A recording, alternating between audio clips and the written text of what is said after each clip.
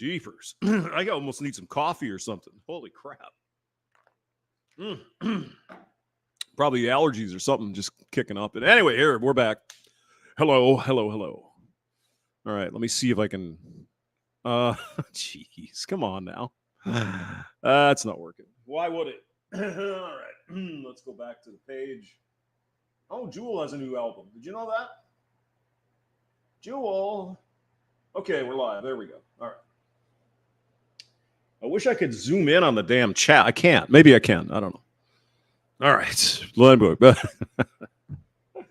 If it would just launch. Oh, my God. Wait a minute. I really seriously need to go to Walmart tomorrow and get a freaking TV. I hate this.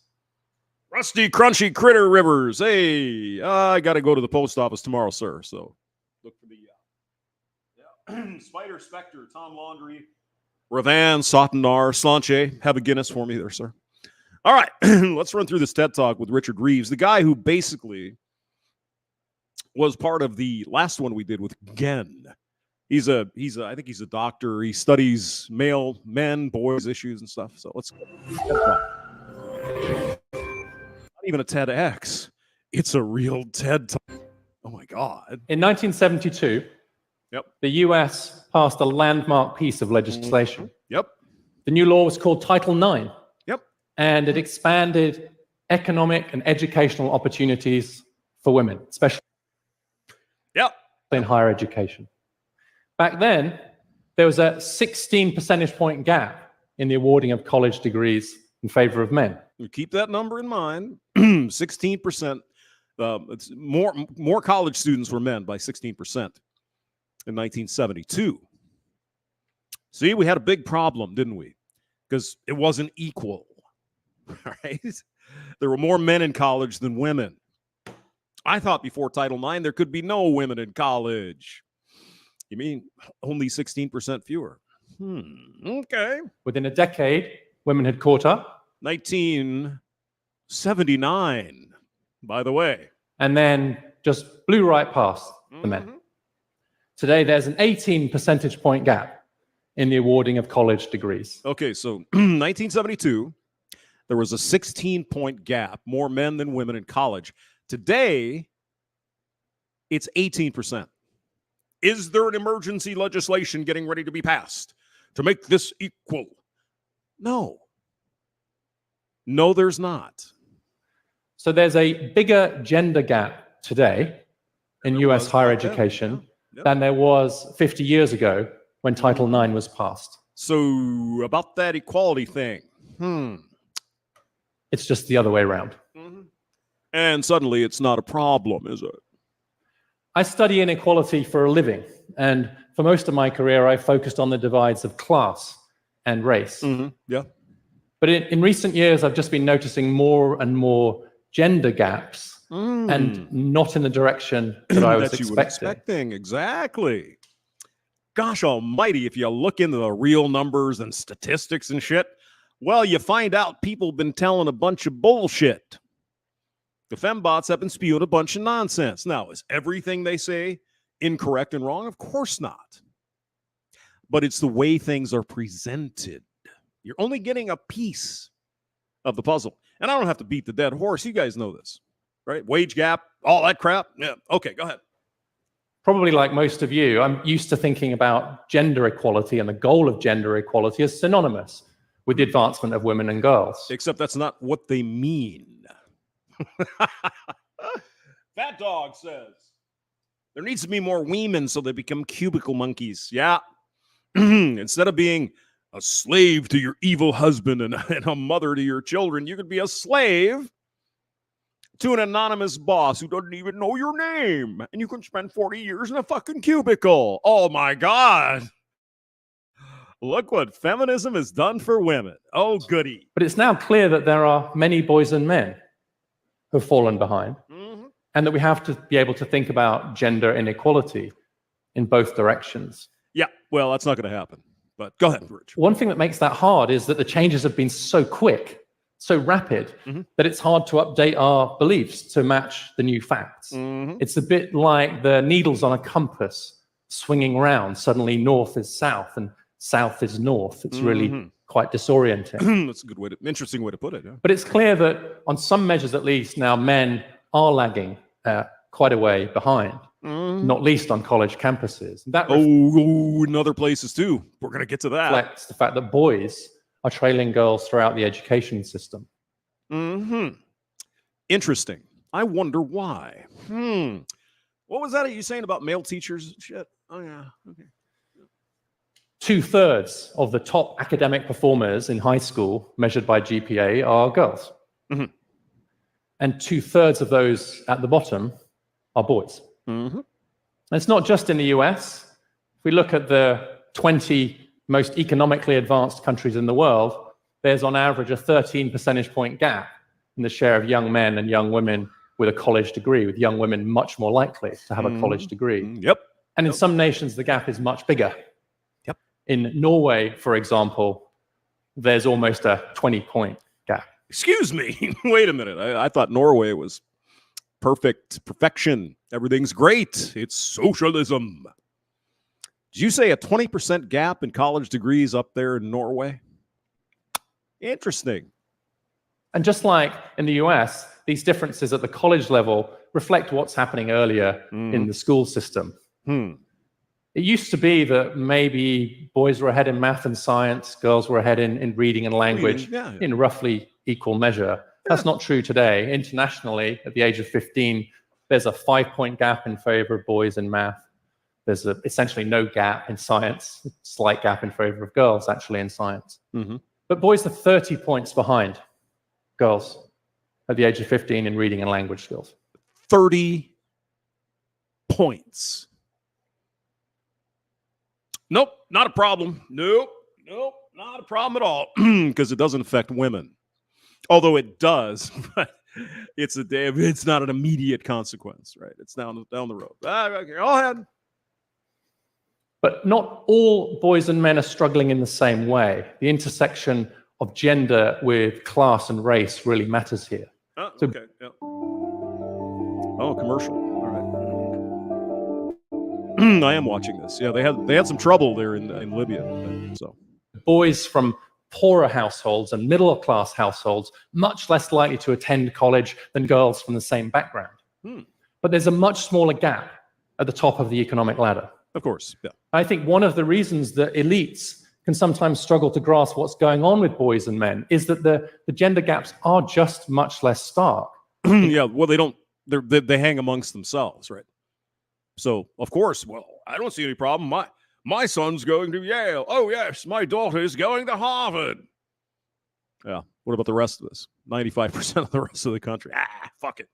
We don't care. Affluent communities. And the gender gaps are even more stark for Black Americans. By the way, Master Wrench, SCE, is here. Hello. And also Santnar. I wonder if it has anything to do with the fact that all they do is teach them woke propaganda. Well, I mean, they're given those special picture books to show them certain things. You see, that's another whole freaking big envelope of bullshit we could bring up, right? Boys are 30 points behind girls in reading. And what is the primary focus, it seems, in some communities to get picture books in the hands of kindergartners, showing them how to do certain things, if you know what I mean. Why is there nothing being done about boys going through high school, 30 points behind women in reading? Doesn't anyone hear the alarm bells going off? I mean, I can't imagine. I mean, I love reading. You know, I've always been a reader. I can't imagine that. 30 points behind. I assume that's reading, comprehension, spelling, all that, right? Okay, got it. For every Black man getting a college degree, there are 2 Black women. So anybody who really cares about boys and men has to care about racial injustice and economic inequality. Yeah, it's not just the boys that are getting hosed if you're a minority in in some of the bigger cities in the country. The school systems fucking suck. It's plain as day. Anyone who wanted. Did you hear the thing about Baltimore? They altered their scores. Something like unbelievably large amounts of kids are going through high school. They don't know how to do math. They don't know how to fucking read. And they're still getting graduated. Why isn't anyone saying anything about this? It's not just boys, it's girls too. This happens to be in Baltimore, but big cities are not that much different. What the hell is going on? I mean, we've got gobs of money. I mean, here in Missouri, we've got $3 or $4 billion excess in the budget. Can't we put some of that money to use fixing the schools and the worst performing schools? Do something. Nothing. Nobody wants to fix a road in St. Louis. We have all this money laying around. Why don't you fix the freaking roads? Nothing. And anybody who really cares about racial injustice and economic inequality has to care about boys and men. But they don't. They don't care. Now, the fact that the education system doesn't seem to be working very well for lots of boys and men. Fat Dog says no 8th graders could pass the, what was it? No, they couldn't pass the 8th grade math test. Nobody could? Jesus Christ. In Baltimore, they couldn't pass the 8th grade math test.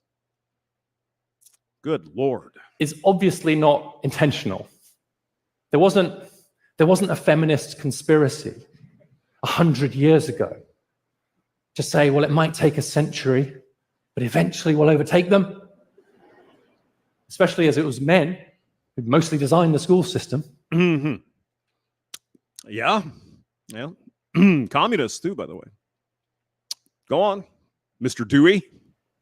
What's happened is that as the artificial and sexist Fat Dog says high school graduates couldn't pass the 8th grade math test. Jesus. Barriers that were placed in front of women and girls have been successively removed. Mm-hmm. Yeah. So their natural advantages in the classroom have been revealed. Okay. There is that, Mr. Reeves. But there's also, it seems anyway, I mean, I haven't been in high school for a long time, but it seems there's been a feminization as well. That the boys are demonized because they're rambunctious. They want to run around. They want to rough and tumble, right? And so they don't have PE anymore, recess, do they? They toss a lot of that crap out the window. And of course, if boys act up and they don't act like little girls, they drug them with heavy-duty fucking psychedelic fucking drugs. Adderall or whatever the fuck it is. Because they're just defective girls. Now, I wonder, hey, is it because we have mostly women teaching these kids they don't know how to deal with boys? Just asking. Compared to girls, boys face two big structural disadvantages in education. First, their brains simply develop later. Okay. The skills of planning, organization, and impulse control are associated with the prefrontal cortex, which develops in adolescence, especially, but about a year later on average for boys than for girls. Okay. But at least it gets developed eventually. So there's a significant difference there in the timing of brain development.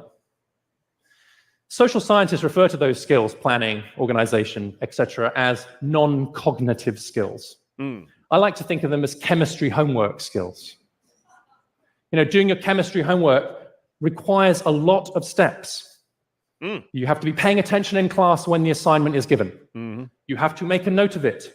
You have to remember hours later that you're supposed to do it. Yep. You have to actually sit down and do it instead of something more enticing instead. Yes. And remember, it's chemistry homework. So that's. Oh God, I hated chemistry. I freaking hated chemistry.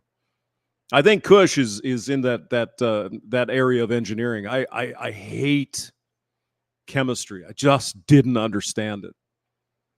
I mean, you got the equation, and it's like, how does this work? Oh my God. How do you know nitrogen doesn't go with carbon or whatever? That's everything. Sorry, I know there are some chemists here. I'm sorry. I guess I wasn't paying attention. And then turn it in. That's a lot of steps, right? Johnny Midnight is here. That's a lot. Getting your homework done requires your impulse control to match what psychologists refer to as sensation seeking. Basically, that urge to go and do something more fun, more exciting. Yes. And even in the most difficult years of adolescence, which are also the crucial years for educational success, girls have a reasonable balance between impulse control and sensation seeking. But it's a very different story for adolescent boys. They have higher levels of sensation seeking. What? Okay. I wish I could just rewind that because I'm not sure I understand. Let's see. Sensation seeking goes down as they get older, but impulse control goes up? Maybe? Okay. Seeking. And with that less developed prefrontal cortex, they have significantly lower levels of impulse control. Okay. Again, on average. Sure. Now, if you still don't believe me, go into any 9th or 10th grade classroom and ask all the students to open up their backpacks. Okay. Many at least, of the girls will have pretty carefully organized, nicely labeled binders. Yes. Yeah. They have what was that used to call? Trapper keeper thing? Or whatever that was. And for many, if not most of the boys, it will resemble a small controlled explosion. Yeah, it's messy, but I knew where everything was, so leave me alone. It's not that girls are smarter than boys. Ooh. There's no gender gap in intelligence levels On average. in either direction. That's right. On average, It is just that girls develop more of these non-cognitive skills, these chemistry homework skills, somewhat earlier than boys do. Okay. That's just a fact. Yep. But it is a fact that we ignore in education policy. Okay, so he's going to go for the we should delay boys going to school for a year, I think is what his idea. The second big structural problem that boys face in the classroom is the lack of male teachers. After falling for decades, the share of K-12 teachers who are male in the US is now just 23%. 23%. 1 out of 4 teachers are male in this country. Wow. And falling. And the lack of male teachers matters for at least 3 reasons. First, yeah, Ghost Cog says my garage resembles that. I hear you. Well, I mean, I got my keyboard over here.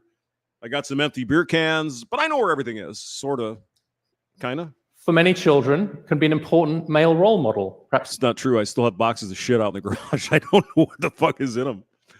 I got like 3 or 4 can openers, or like a tuna fish can opener or whatever, because I couldn't fucking find them.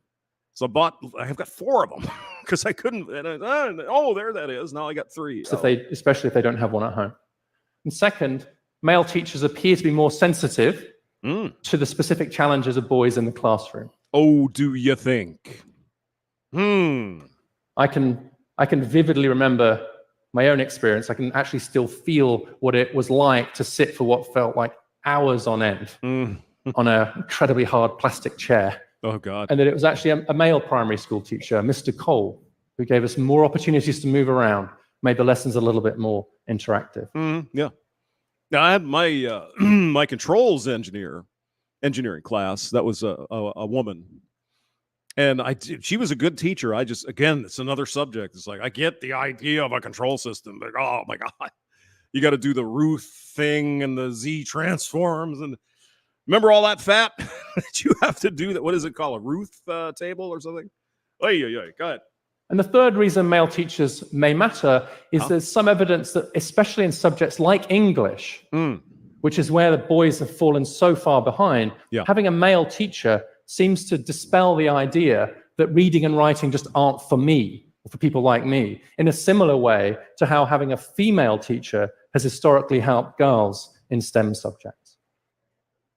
I never, the concept never came into my head that reading and writing is not for me because I'm a boy. I mean, that's stupid. Okay. All right. Right now, in too many of our schools, our boys feel like square pegs being forced into round holes. Yes. And too often our response is to try and fix the boys. Of course, because they're the flawed part of the equation. It couldn't be anything else, could it? Rather than fix the schools. No, The problems of boys are turned into problems with boys. Yep. If they struggle to sit still or pay attention Get or some apply Ritalin. themselves to a task, they may be diagnosed. I mean, I was probably one of the early adopters of Ritalin. How old was I? 5, 6 years old, maybe. And I was a rambunctious little turd, as you can imagine. Little hamster out there throwing shit around in the class and all that. So my mother takes me to the doctor, and they, oh yeah, there's this new drug. It'll make him calm down, and it'll be great. My mother said she gave me the thing, and I was like a fucking zombie. So she threw him away. Crazy. So I at least had 1 day's worth of Ritalin, and it made me into a freaking, literally a zombie. I just sat there, drooled on myself. Crazy. With some kind of disability. Their problems are thus medicalized and often medicated. Oh, Booking.com. Oh, I'm another going commercial. to somewhere. Somewhere, anywhere. A beach house, I a can't tree skip house. this. Honestly, I don't I care. hate this one. Find the perfect vacation rental for you. Booking.com. Booking.com. Yeah. Booking. Yeah. Okay. With the world in Another chaos, what's really needed is someone Jesus. to finally make sense of human seemingly mad behavior. Bad behavior. Yep. In the US today, 23% of school-age boys have been diagnosed with some form of developmental disability. And they're drugged. Yes. Twice the rate for girls. ADHD, as you might expect, is the most common. Yep. But really, when 1 in 4 of our boys has a developmental disability, it seems clear to me that it is the system which is disabling rather than the boys who are disabled. Absolutely. Absolutely. There's a lot we can do to make the education system work better for boys. Let's start with those 2 big problems of later brain development and lack of male teachers. So first, we should... There's Fat Dog again. I know, Fat. But I figure they're giving me a platform, you know.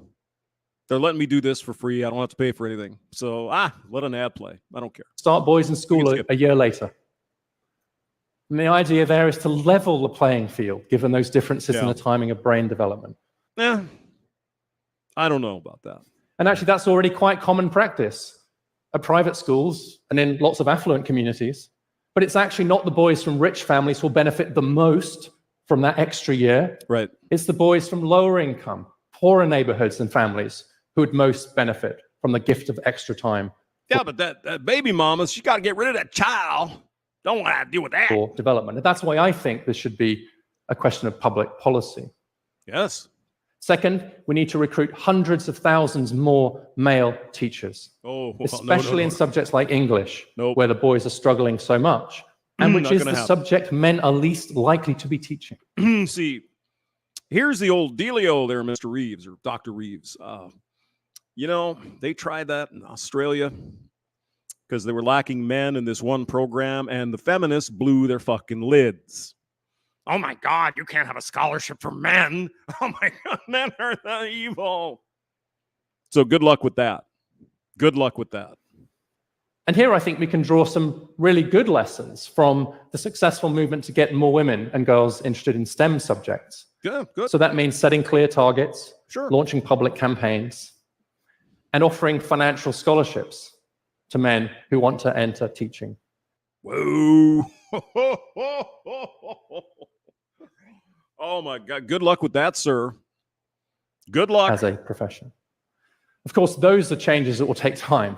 Those are long-term changes. And there are millions of boys and men who are struggling right now. Nope. It's not going to happen. And so if you're a parent or a teacher working with a boy or a young man who's in difficulty right now, my message to you is, first, be careful not to even inadvertently judge him against a female standard or blame him if he's struggling in a system that just might not be working very well for him. Designed for women, girls, yeah. Recognize and respect the ways in which he's different. Don't say, why can't you be more like your sister? Try not to even think that. It's very important that we don't treat our boys as if they were malfunctioning girls. Yes. Absolutely agree. We're not malfunctioning girls. We are boys. We are different. And the second Just like women are not malfunctioning men. Come on now. message to those people, cousins, parents, neighbors, friends, uncles, coaches, anybody working with a boy or young man who is struggling right now is simply thank you. Thank you. They do need you. Of course, doing more for boys and men doesn't mean doing any less for women and girls. Right? That's like saying to the parent of a son and daughter, you're only allowed to care about one of them. And it's the kind of zero-sum... Johnny Midnight. How could you say that about our engineering cistern? Huh? How could you say that? Why get things done in one click when you can do it in 20? Stop it now. Thinking that is doing so much damage to our politics. You know, I wonder, though, when it comes to like engineering and shit like that, I mean, is that why maybe the women aren't as interested? Because, you know, women tend to think of a lot of things at the same time, you know, where men tend to be more, we can compartmentalize things. So I don't know. I mean, I work with female engineers. They're fine. There's no issues. So there's, you know, maybe if you want to do it, you can do it. Figure out a way. And to our culture. We can think two thoughts at once. We can do two things at once. Yes, we can. Two thoughts at once, two things at once. That's why Norway, a country that's made huge investments, quite rightly, for women and girls, but where boys and men have now fallen behind on many measures, has launched a commission for boys and men. What? No shit. Way to go, Norway. About I didn't know education that. today. But there are many other areas where many boys and men are struggling, including in mental health, including suicide risk, Yep. loneliness and belonging, Yep. family life, employment. Yep. And I don't think we can afford to get this wrong. If there are real problems in a society and responsible people don't acknowledge and address them, irresponsible people will exploit them.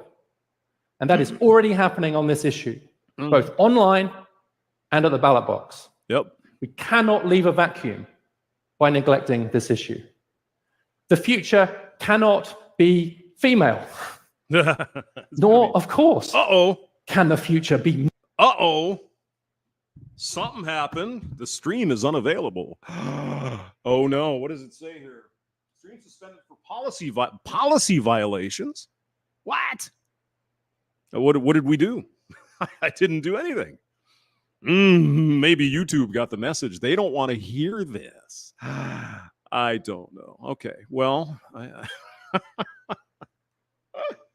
I mean, normally, you know, you might see a stream suspended for policy violations when you're doing stupid stuff, you know, whatever. I don't understand. And I expect we're not going to see anything.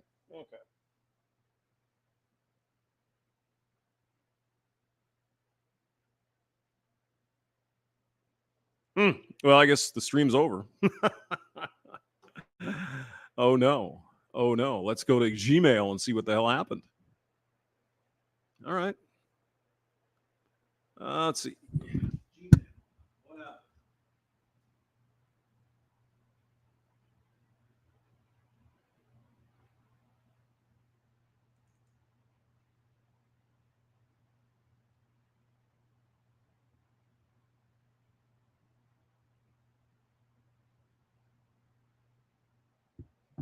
Oh, okay.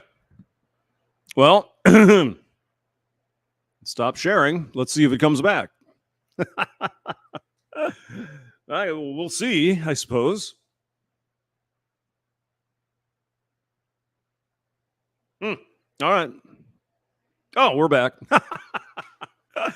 Oh, my goodness. Well, yeah, YouTube said it's a copyright violation, so they whacked it. So, it happens. You know, normally it's for other stuff. Like I had a I had a picture of cheese tits once, and it's just a woman covered with cheese slices. And they got me they gave me a strike for nudity violation or some crazy thing. It's like, all right, let's do another one. All right, well, we're here. Everything's fired up. I'm gonna move away from the microphone for a minute because I can't fucking see anything. Oh my god. Okay. Paul Joseph Look, Watson. He's got an interesting take on Russell Brand. Yeah, let's bring up the brand again. Okay, you guys still with me? Yep. Post nude yoga hamster. Oh God, no. Oh, please, no, don't. I wouldn't wish that on my worst enemy. Okay, let me go here. Anyway, I put the link in the description. So if you would like to go there and whatever, you can do that. Let's see, where's StreamYard. All right. Yeah, I put the full link there so you can listen to it. But no. Reeves has a point. The problem is it's political suicide. Politicians know it. Everybody knows. It's political suicide to come out and say, you know what? We need to do something for boys and men because they're falling behind the girl. Oh, my God. Yeah, fat chance. Not going to happen. But it's true. He brings up a very, very big friggin' problem. I mean, just from the start, like he said, 1979 is the last time men and women were equal in college. Did we let off on the accelerator? No. Now we're coming up on 70-30 split by 2030. No one is saying a thing. It's because men just aren't so clever. You hear that too. See what Paul Joseph Watson. Within a heartbeat of the allegations against Russell Brand being made public, and shortly after Brand himself denied them and claimed he was being targeted as part of a coordinated political attack. Very serious allegations that I absolutely refute. The relationships I had were absolutely always consensual. I mean, but honestly, if you're accused of something like this, wouldn't you refute it? What are you going to do? Oh, yeah, she's right. Yeah, I did that. Yeah. Okay. Is there another agenda at play? Yes. Particularly when we've seen coordinated media attacks before. The legacy media rushed out to assert that anyone claiming this was part of a coordinated political attack was a disgusting conspiracy theorist. I was thinking today, I was going to bring up a list of all the Me Too men who were accused, removed from their job. I mean, Kevin Spacey, who actually is probably one of the best actors, when he was working. They actually reshot parts of movies to get rid of him. Do you know that? Well, he was accused. Well, he wasn't guilty. Brett Kavanaugh. Who's the only one that you can think of right now that was actually tossed in prison for Me Too? Harvey Weinstein, who was convicted of rape. One.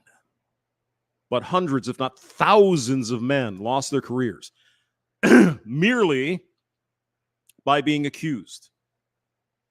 That's it. Conspiracists jumped to defend Russell Brand before allegations were even made. Russell Brand's sexual assault allegations countered with conspiracy theories. Russell Brand is not a martyr, and the claims against him are not a conspiracy. Yes, they are. And the funny thing is, what Paul Joseph Watson is about to say confirms the conspiracy theory. Go on. And guess what? All of these claims are coming from left-leaning sources. I actually have been quite alarmed by some of the response to this. This is not about Russell Brand's YouTube show. Well, that hasn't aged very well, has it? Now the political class, literally the government, is pressuring social media networks and video hosting websites to demonetize and delete Brand's content entirely. No conspiracy. Nope. No big people in positions of power are trying to get rid of Russell Brand. Except the government of the United Kingdom. Other than that, it's, don't look over there. They got YouTube to cave pretty quickly by demonetizing Brand's channel. Dame Caroline Dinenage, the Tory chair of the Commons Culture, Media and Sport Committee, a government body, fired off letters to TikTok, Facebook, Twitter and Rumble, demanding... Now, is the Tory party, are they like the conservative Republicans, or is that the other one? Because Labor, I think that's more like the Dems, right? So the Tories are our conservative party?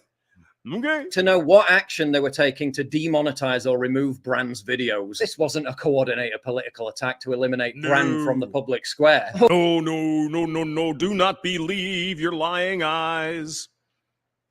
No conspiracy here at all. Oh no, who'd be stupid enough to believe that? Proceeds to carry out coordinated political attack to remove Brand from the public square. They complain about conspiracy theorists rushing to Brand's defense. Then do the very thing that proves the conspiracy theorists right. Bingo! Bingo! Yep, exactly. Oh my God. And this is what we mean when we call it the censorship industrial complex. Sotnar says the Tories are the fake conservative party. Okay. Yeah, they're pretty much a uniparty in the U.S., probably similar in the U.K. I don't know, for sure here. You know, there are a few Republican conservatives, but not very damn many of them anymore. They're pretty much the same party, essentially. Meaning they just want to take shit from you. This isn't just private companies, especially your guns, enforcing their terms of service. This is governments abusing their authority to pressure those companies to silence and punish free speech. Rumble responded within about 5 minutes, telling Dinage and the government to F off. Dinage wrote to the video platform on Wednesday to say she was concerned that the comedian may be profiting from his content on the platform. Rumble responded, "We regard it as deeply inappropriate and dangerous that the UK Parliament would attempt to control who is allowed to speak on our platform or to earn a living from doing so. He better get a food taster. That's all I'm saying. An individual and demanding his ban is even more disturbing given the absence of any connection between the allegations and his content on Rumble. We don't agree with the behavior of many Rumble creators, but we refuse to penalize them for actions that have nothing to do with our platform. Although it may be politically and socially easier for Rumble to join a cancel culture mob, doing so would be a violation of our company's values and mission. We emphatically reject the UK Parliament's demands." Thank you, Rumble. Thank you. In other words, spin on it. Amidst all this, the same media screamed until they were blue in the face that this was about the alleged victims, the seriousness of the accusations against Brand, and that it had absolutely nothing to do with Brand speaking out against the war in Ukraine or Big Pharma. No, of course not. Of course it has nothing to do with that. Whatsoever to do with the content he was putting out on all these different platforms, then proceeded to immediately exploit the outrage to get Brand removed from all these different platforms. Oh, it's not political though. It's not about deplatforming. The typical example was this BBC reporter. Remember, taxpayer funded, desperately trying to contact all these platforms. By force, taxpayer funded. In England. What is it? The antenna tax, TV tax you have to pay? Hundreds of pounds a year. That's your money. Piling on the pressure to get Brand pulled. Getting through to big companies like Amazon's Audible or Apple Podcasts is no easy task. I wanted to find out if they are keeping or removing any Russell Brand interviews, podcasts, or audiobooks. I called an email, but so far received no reply. I called an email. Why won't they respond? Oh yeah, she was just doing it to find out. Just doing a journalism. That's not journalism. That's abusing the position of being a journalist, abusing the power of the BBC to lobby to get someone deplatformed. YouTube and the BBC have already pulled Brand's content from their platforms for failing to meet expectations. And again, the left is all over this. But there's no coordinated media/political attack against Brand. Honest, they couldn't possibly be trying to control the narrative. Nowhere can we see this more clearly than on Ground News, an independent startup working to hold media accountable. Let's look closer at the story on Rumble's response to Parliament. It's covered primarily by right-leaning sources, a big blind spot for the left in the case of free speech. And Ground News even summarizes the media. Yeah, Spider Spectre says even Reeves had to dance with his words. Yeah. Oh, yeah. Spin left focuses on Rumble's critique of Parliament, while the right highlights the implications for creators if this kind of censorship is allowed to continue. You can read more at ground.news/PJW. Ground News combines all sides of every story in one place, so we can see right through mainstream media bias. I'm glad to partner with them for this video because you know it's going to get demonetized, and I think what they're doing is more important than ever. So check it out at ground.news/PJW and subscribe for 30% off unlimited access to support access to reliable information and holding the media accountable. Just today, they published another article whining about how Brand started getting way more viewers on YouTube after he abandoned left-wing political cause. I mean, the guy is still a lefty. He's still a lefty. He's no Trump, Republican, whatever. You know, he's still a lefty. He's less crazy lefty, though. You know, he's more of kind of where you would expect a left centrist would be. Kind of like the way Dave Rubin he's probably more conservative, but he used to be a flaming leftoid, and he's like, wait a minute, what the hell is this? And he woke up. But it has nothing to do with his politics, honest. The government's even lobbying to get Bev Turner, a GB news presenter. SE says it best. He has now been unpersoned. And now the government of the UK wants to continue the unpersoning. Fired because she dared say Brand is entitled to the presumption of innocence. I was quiet on the Brand stuff, but now that the British government is directly influencing social media companies to demonetize him when no criminal trial at all has taken place, proves that this was never about... Wasn't he on someone's shit list for a few years? Count Dankula. Remember that big kerfuffle? Justice for victims. It was about control. They just needed an excuse. This was never about Russell Brand. This was a political pretext so governments across the world could coordinate with social media companies to acquire total control over dissenting voices on the internet. So the UK government is petitioning private companies based in other countries to take money off one of its citizens on the basis of unsubstantiated allegations. This is just insane level of targeted cancer. I mean, I've said it already a million times. Look, if there's evidence, the police find evidence, bring the guy to court, put him in trial. If he gets convicted, throw him in jail. That's the way it's got to work.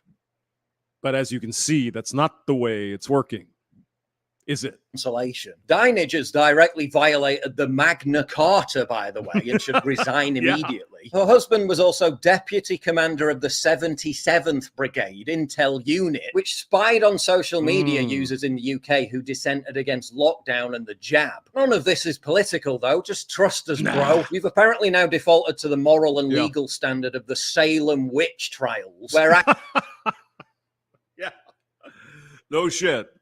That's about it. No, but she conjured up a demon. Yeah, to burn her at the stake. Accusation alone is enough to prove your guilt and have you convicted in the court of public opinion. Sod due process, sod innocent until proven guilty. And the witch finder generals are activists, journalists, and government officials who decry all accusations that they're targeting Brand for his political opinions as ludicrous and harmful, while literally spending every waking moment targeting Brand for his political opinions and weaponizing the might of the media, cultural institutions. Yeah. Just fucking right in your face. Contradicting themselves right in your face. Oh, no. It's free speech and Magna Carta and all that stuff. No, not in the case of Mr. Brand. And literally he must have really pissed somebody off.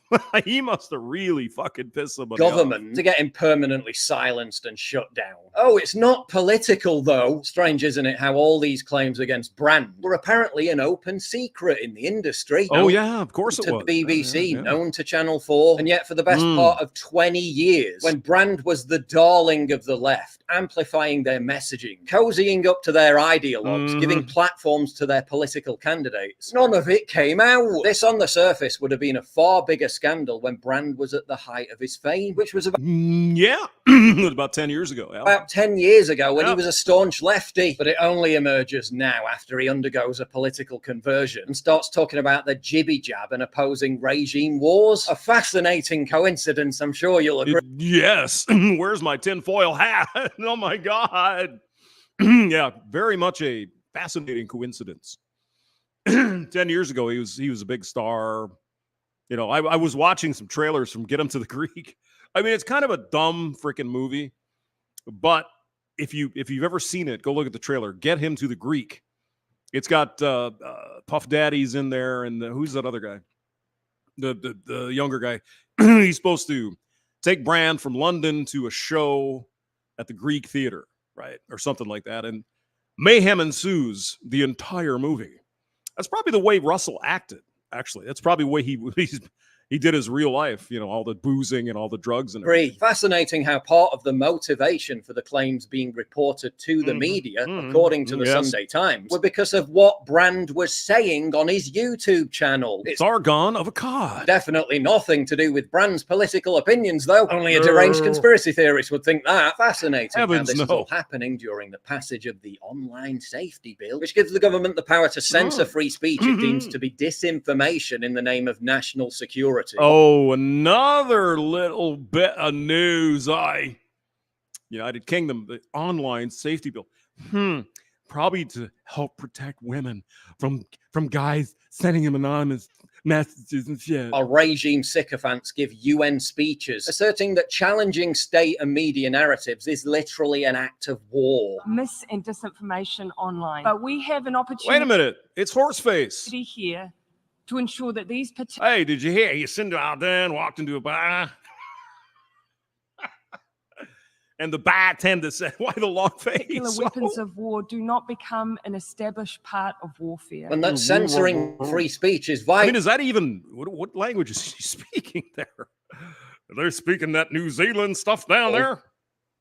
To protect free speech. Even the most light touch approaches to disinformation could be misinterpreted as being hostile to the values of free speech that See, disinformation means information not approved by us people.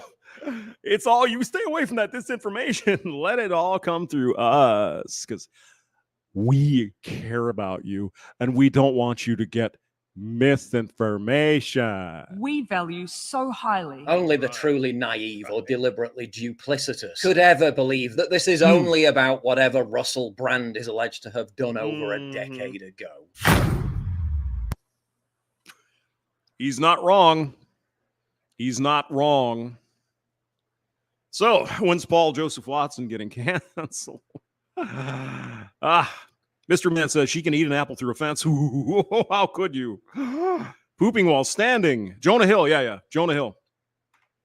Also, as a matter of fact, recently, Jonah Hill was, he set out his guidelines for his girlfriend and oh my God, he's trying to control me. No, men cannot have standards. Men cannot have boundaries. Just ask Jonah Hill. Oh, I don't want you slutting around with all these surfer guys since we're going steady now. Oh my God, he's a controlling evil man. Toxic misogyny. Oh my God. Oh, Jesus. I'm sure you guys heard all about that pile of bullshit, right? Okay. I'm going to move away from the microphone for a moment. Just bear with me. I can't see the freaking screen. Son of a bitch. Getting old sucks. All right. Peterson and Kathy Newman. Let's do a little of that, because I mean, if you haven't seen it, if you haven't seen it, guys, you gotta watch it. All right. Oh, look at that. Oh, it's Michael's lowest price of the season sale. Now, what does Michael's sell? Does anyone know? I have no idea. I've never been in a Michael's. What do they sell? You can't see the screen, but there, I'll put it up. Hold on. I honestly don't know. Is it like a whatever the heck it is? Bed Bath and Beyond or something, or Hobby Lobby or something like that? I have no idea. I don't know what they sell. I guess I really don't need to go there then, huh? Soon. All right. This is what veterans are doing to increase their disability rate. Two of the conditions, they had me rated it. All right, let's see if we can find it. All right. Jordan Peterson, Kathy Newman. Michael's lowest prices of the season another sale. Shop this store-wide event for up to 70% off. Okay, Save it looks like they got girl shit there. It looks like, it's home decor. It's like Bed Bath and Beyond, but it's Michael's, so go there. all fall floral and decor. Jordan Peterson, you've said Oh, that men gotta need turn to, you up a quote, little bit grow there, the hell sweetie. up. Tell me why. Well, because there's nothing uglier than an old infant. There's nothing good about it. People who don't grow up don't find the sort of meaning in their life that sustains them through difficult times, and they're certain to encounter difficult times. And they're left bitter and resentful. That's kind of nice, though, the way YouTube figures out the video. Because on my screen, it's blacked out. It's blocked on the side.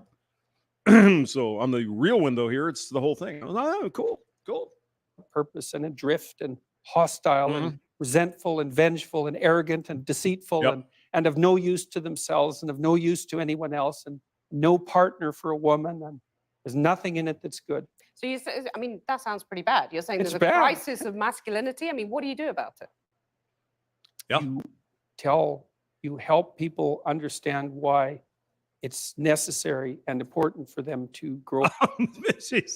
Mystery man now. Come on and now. adopt responsibility. Why that isn't a shake your finger and get your act together sort of thing.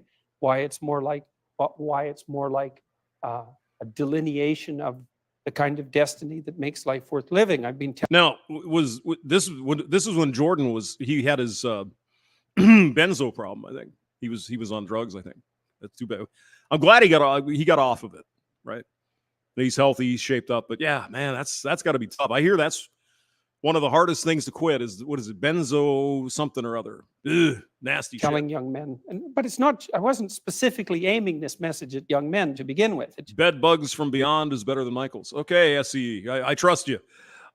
Why don't you send me a picture of your home decor? Oh my God. Kind of turned out that way. And it's I've never been in you one. admit it's mostly men listening. I mean, It is. 90% of your audiences are men. Well, it's right? about 80% on YouTube, which is YouTube is a male domain primarily. Yeah, and that's Kathy Newman just hates the fact that most of his listeners are men. Why? She's a weirdo. So it's hard to tell how much of it is because YouTube is male and how much. I mean, she's not terribly hard to look at. I think she's kind of attractive. It is because of what I'm saying. Oh my God, you misogynist, dripping with misogyny. But what I've been telling young men is that there's an actual reason why they need to grow up, which is that they have something to offer. You know, that people have within them this capacity to set the world straight. We don't have a choice, Dr. Peterson. Men have to grow up. I hate to break the news to you. It's called adulting because nobody gives a shit if you're sleeping homeless on a street somewhere, if you're a man. Right? And that's necessary to manifest in the world. Something really doesn't, it really kind of, it's an ick. Oh my God, he said ick. It's an ick. Because, men have to grow up. Men have to, of course we do.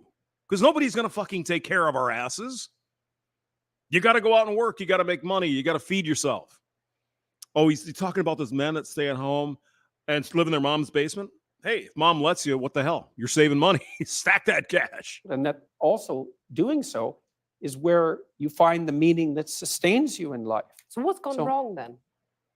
Oh God, all sorts of things have gone wrong. Yeah. I think that I don't feminism think that young men hear words of encouragement. Some of them never in their entire lives, as far as I can tell. That's what they tell me. And the fact that the words that I've been speaking, the YouTube lectures that I've done and put online, for example, have had such a dramatic impact is an indication that young men are starving for this sort of message. Because, like, why in the world would they have to derive it from a lecture on YouTube?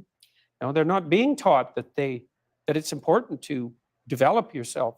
But does it? Gee, I wonder if it has anything to do with the 40% of children born out of wedlock. I don't know. No daddy around, man. Bother you that your audience is predominantly male? Isn't that a bit divisive? Why does it bother you so much, Ms. Newman, that Jordan Peterson has men in his audience? I mean, for God's sake. No, I don't think so. I mean, it's no more divisive than the fact that YouTube is primarily male and Tumblr is primarily female. Isn't it? Yeah. Tumblr or Instagram's probably mostly women, I would think. A lot of it. Tumblr is primarily female. But you're just saying that is Tumblr, is that a dating? Is that what, or is that another, like a social media? I don't know what the fuck Tumblr is. Tinder is a dating one, right? Tumblr is something else. Okay. the way it is. Well, I'm not saying anything. It's just an observation that that's the way it is. There's plenty of women that are watching my lectures and coming to my talks and buying my books. It's just that they're traitors to the female. It's half of the species. Oh my God, you have women listening to you. Oh my God, what am I going to do? the majority of them happen to be men. Actually, that's probably what they really fucking hate. Jordan Peterson has women who listen to him. Oh God, no. What's in it for the women, though? Well, what sort of partner do you want? Do you want an overgrown child? Or do you want someone to contend with that's going to help you and that So you you're can saying rely on? women have some sort of duty to sort of help fix the crisis of masculinity? Which depends on what they want. No, I mean, it's exactly how I laid it out. Like, Yes, this is the famous, so you were saying. So you're saying that, and she tries. That's why it's such a classic, because Peterson's pretty he doesn't get pissed all that often. Well, he does get pissed in this interview a little bit, but it's like he knows this fucking game, right? I mean, this guy, he's pretty sharp. He knows what she's trying to do. And he just tosses it right back at her. It's beautiful. It really is a thing of beauty. Women deeply want men who are competent and powerful. Yes, they all want the same 5% of men. And I don't mean power in that they can exert tyrannical control over others. Right. That's not power. That's just corruption. Power is competence. And why in the world would you not want a competent partner? Well, I know why, actually. You can't dominate a competent partner. So You're if you saying want women domination, want to dominate, is that what you're saying? no, I'd say women who have had their relationships impaired, their relationships with men impaired, and who are afraid of such relationships will settle for a weak partner because they can dominate them. But it's a suboptimal solution. Do you think that's what a lot of women are doing? I think there's a substantial minority of women who do that, and I think it's very bad for them. They're very unhappy. Oh, we've all seen those men. I mean, call them simps, call them whatever you want. You've seen it. I think I told you the story when I was down in Austin at the apartment complex. There was this big, muscular, good-looking black man, right? 6'3", 6'4", big, and he was being berated. And by this fat slob of a female, I'm like, why are you with this person? Oh my God, dude. It's very bad for their partners, although the partners get the advantage of not having to take any responsibility. Oh, yeah, she is a flaming feminist. That's no question. But what gives you the right to say that? I mean, maybe that's how women want their relationships, those women. I mean, you're making these vast generalizations. I'm a clinical psychologist. Right, so you're saying you've done your research and women are unhappy dominating men. I didn't say they were unhappy dominating men. I said it was a bad long-term solution. Okay, you said it was making them miserable. Thing. Yes, it is. And it depends on the time frame. I mean, there's intense pleasure in momentary domination. That's why people do it all the time. But it's no formula for a successful long-term relationship. That's reciprocal, right? Any long-term relationship is reciprocal, virtually by definition. So let me put a quote to you from the book, where you say there are whole disciplines in I love the way the English chicks say book. It's book over here, but over in England, it's book. Universities forthrightly hostile towards men. These are the areas of study dominated by the postmodern neo-Marxist claim that Western culture in particular is an oppressive structure created by white men to dominate and exclude women. But then I want to put minorities too dominate. Okay, sure. But I want to put to you that here in the UK, for example, let's take that as an example. Oh God, here we go. Here comes some feminist bullshit, boys. The gender pay gap stands at just over 9%. No. You've got women at the BBC recently saying that the broadcaster is illegally paying them less than men to do the same job. You've got only 7 women running the top FTSE 100 companies. Yeah, there's only 100 people running the FTSE 100 companies. What's your fucking point? Not everyone can be a CEO. What is your point? Kathy. Oh, God. So it seems to a lot of women that they're still being dominated. Yes, sir, Mr. Cush. Here comes the Kool-Aid. And excluded, to quote your words back to you. It does seem that way, but multivariate analysis of the pay gap indicate that it doesn't exist. But that's just not true, is it? Yes, it is. Yes, it is true, Kathy. You've been bathing in Kool-Aid, baby. That 9% pay gap, that's a gap between median hourly earnings between men and women. Yes, it's an average between all earnings. You stupid. That multiple, exists. yeah, but there's multiple reasons for that. But it's not a wage gap. It's an earnings gap.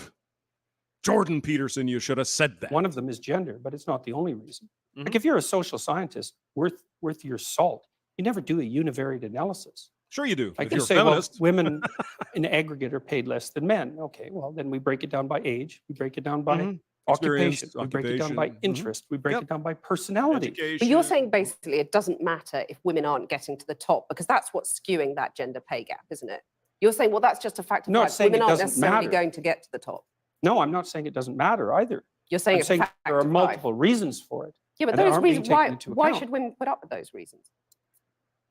Why should women be put up with it? content I'm not not saying to that get they to the should top? put up with it. I'm saying that the claim that the wage gap between men and women is only due to sex is wrong. And it is wrong. There's no doubt about that. The multivariate analysis have been done. So I can give you an example. You keep on talking about multivariate analysis. She's not going to stop either. Like I said, this whole interview is just beautiful. She's got her feminist Kool-Aid over here. And Peterson's like, he doesn't, obviously he didn't say it. But you can almost see what he's thinking in his head. It's like, what the fuck are you talking about? Or I said it for you, Jordan. I'm saying that 9% pay gap exists. Yeah. That's a gap between men and women. Earnings gap. Earnings. I'm not saying why it exists, but it exists. Yes, it's an earnings gap. It's the average of all salaries paid by men compared to all salaries averaged out over women. It has nothing to do with discrimination. Now, Yeah, if you're it's a number trick. It's a trick. Because they use the term wage gap, meaning the implication being women are paid less for the same work. It's been illegal for decades. Stop it. They will not give this up, though. The feminists will not freaking stop. woman, that seems pretty unfair. You have to say why it exists. But do you agree that it's unfair? Oh, yeah. The Australian inquiry by that bear. Lionhelm, the senator. Yeah. Oh, that's another classic there. Not necessarily. And on average, you're getting paid 9% less than a man. That's not fair, is it? No, it would not be fair if it were happening. I totally agree, Kathy. If women were being paid to do the same job, 9% less than men, that would be illegal and not right. It's not happening. Sorry. It depends on why it's happening. I can give you an example. Okay. Yes, please. There's a personality trait known as agreeableness. Okay. Agreeable people are compassionate and polite. Oh, and God. agreeable people get paid less than less agreeable people for the same job. Women are more agreeable than men. Again, a vast generalization. Some It's not women a are not more generalization. agreeable than Yes, men. that's true. But that's right. And some women get paid more than men. So you're saying that by and large, women are too agreeable to get the pay rises they deserve? No, I'm saying that that's one component of a multivariate equation that predicts salary. Yeah. It accounts for maybe 5% of the variance, something like that. So surely you the need about answer- another It's not 20. We gonna need give up. about another 18 factors. One of which is gender, and there is Another which is hours worked. Men average 44 hours a week, women at 39. They're right there. You got 15% of the freaking so-called wage gap just in hours worked. Come on now. prejudice. There's no doubt about that. But it accounts for a much smaller proportion of the variance in the pay gap than. I mean, how hard is it for Kathy to understand? Peterson's not saying there isn't gender bias. What he's saying is that that's not the only factor. She just doesn't want to hear that. Because she's been programmed by her feminism. Oh my God. Than the radical feminists claim. Okay, so rather than denying the pay gap exists, not which just is what you did at the Hey, beginning of this conversation. Excuse me. Jordan, it's not just radical feminists. This toxic poison has been infused into our society for decades. Even my mother, who would know better? She was, oh God, women get paid less for the same work. No. We're having dinner with my father and her. We're sitting there. And she's like, oh, women, da, da, da, da. And I said, my dad worked for the UAW, United Auto Workers, GM. Made Cadillacs for 30 years, 35 years, whatever it was. Union contracts are for everyone. They do not say, okay, men, you're going to make $12 an hour. Women, we're going to pay you $9. It doesn't fucking work that way.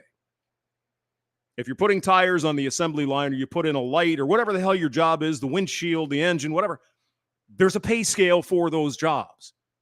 And whoever does that job gets that pay. And of course, it depends on seniority and all that other stuff. It's all part of the union contract. And my mother's sitting there, oh my God. And my father's like, they didn't pay women less, right? And he goes, nope. Didn't happen. Conversation. Shouldn't you say to women, rather than being agreeable and not asking for a pay rise, go and ask for a pay rise? Make yourself disagreeable with your boss. Oh, definitely. There's that. But I also didn't deny it existed. I denied it existed because of gender. Right. Okay. See, because I'm very, very, very careful with my words. So the pay gap exists. You accept that. But Yep. you're Yes. saying No, Jordan, you should not accept that. It is a wage gap. It is an earnings gap. It's not pay. Earnings. Go on. I mean, the pay gap between men and women exists. Oh, You're saying it's not because of gender, it's because women are too agreeable to ask. What about the wage gap between the guy putting tires on the cars at the factory compared to the manager? Are we going to talk about that? No. For pay rises. So It's make one them- of the reasons. Okay, one of the reasons. So why not get them to ask for a pay rise? I've Wouldn't done that be that. a fairer I've done way of that proceeding? many, many times in my career. And they I've just don't. counseled. Oh, they do it all the time.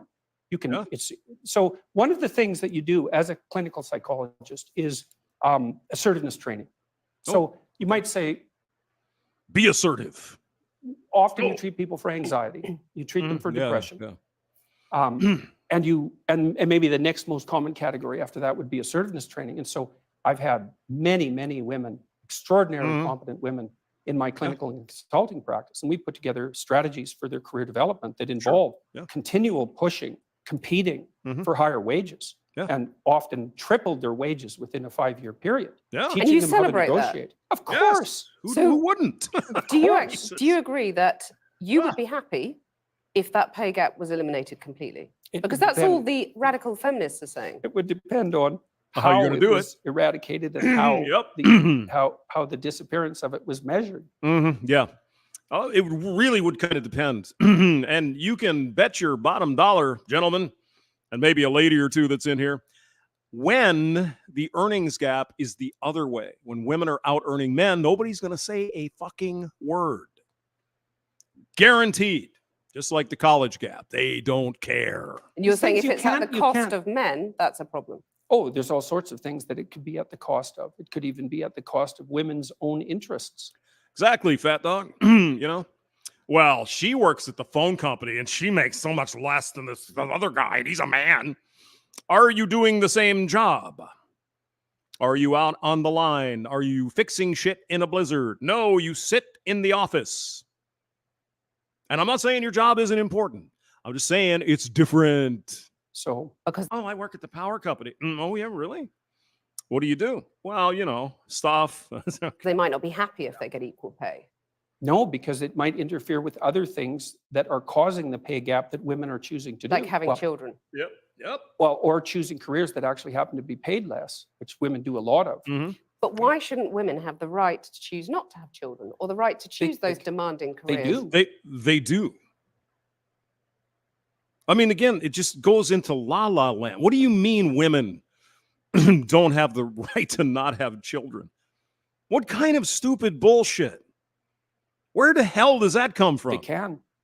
Yeah, that's fine. But you're saying that makes them unhappy, by and large. I'm saying that no, I'm not saying that. I actually haven't said that so far. in You're the saying it program. makes them miserable. No, I At the said that beginning. what was making them miserable was having weak partners. That makes them miserable. Right. I would say that many women around the age of, I would say between 28 and 32 have a career family crisis that they have to deal with. And I think that's partly because of the foreshortened time frame that women have to contend with. Like women have to get the major pieces of their life put together faster than men, which is also partly why men aren't under so much pressure to grow up. Yeah. So because for the typical woman, she has to have her career and family in order pretty much by the time she's 35. Yeah. Because otherwise the options start to run out. And so that puts a tremendous amount of stress on women, especially at the end of Yeah, it's a lot. I agree. I mean, you gotta get your shit together. But you know, excuse me, you know, you can always have children when you're young and have that career the rest of your life. It's the 20s. I think I take issue with the idea of the typical. But again, it's not my choice. But there are choices.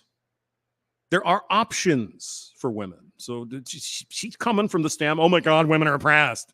Get the fuck out of here. Come on. Women, because, you know, all women are different. And that's what I want to just put another quote to you from the book. Well, You they're say, different in some ways and the same in others. Yep. okay, you say women become more vulnerable when they have children. Oh, And yes. you talked in one of your YouTube interviews about crazy harpy sisters. So Simple question. Is gender equality a myth in your view? Is that something that's just never going to happen? It depends on what you mean by equality. No, Being if treated you mean fairly, that men and women getting the same opportunities. Women have the same opportunities and more already. Fairly, we could get to a point where people were treated fairly or more fairly. I mean, people are treated pretty fairly in Western culture already, but we can But they're improve really that. not, though, are they? I mean, Oh, Jesus. otherwise, why would there only be 7 women running FTSE 100 companies in the UK? There are only 100 people running the entire FTSE 100. Shut up! Why would there still be a pay gap, which we've Oh, well, discussed that's at easy. length? Why are women that at the question. BBC saying that they're getting paid? Because they fucking lied. That's why. She was a part-time correspondent. So she didn't get paid as much as the full-time guy. Oops. Illegally less than men to do the same job. Well, That's not fair, is let's it? go to the first question. Those are complicated questions. Seven women. Repeat that one. There's 7 only women running the top FTSE 100 companies in the UK. Okay. Well, the I mean, first that's not question fair. might be, why would you want to do that? Why would a man want to do it? I don't know. I mean, would. there's a lot of money. It's an interesting There's a job. certain You know? number of men, although not that many, who are perfectly willing to sacrifice virtually all of their life to the pursuit of a high-end career. So they'll work. These are men that are very intelligent. They're usually very, very conscientious. They're Usually very psychopathic. driven. They're very high Let's energy. be honest. They're very healthy. And they're Yeah. willing to work 70 or 80 hours a week, 100 hours a week, nonstop, yep. specialized at one thing to get to the top. Yep. So you're saying women are just more sensible. They don't want that because it's not a nice life. I'm saying that's part of it, definitely. And so I work So you for... you don't think there are barriers in their way that prevent them getting to the top Oh, of there those are companies? some barriers, yeah, like men, for example. I mean, to get to the top Yep. of any organization gotta- is an incredibly competitive enterprise. Yes. Yes. And the men that you're competing with are simply not going to roll over. And Yeah, exactly. Oh, yeah. Well, we don't have enough women on the board, so I'm going to resign my position. Yeah. Right. Sure. say, please take the position. So let me It's come back to my absolute question. all-out warfare. Is gender equality a myth? I don't know what you mean by the question. Men and women aren't the same, and they won't be the same. That Mhm. doesn't mean they can't be treated fairly. Is gender equality desirable? If it means equality of outcome, then almost certainly it's No. undesirable. That's already been demonstrated in Scandinavia. Mhm. Because in What do Scandinavia, you mean by that? Equality of outcome is undesirable. Oh, Jesus.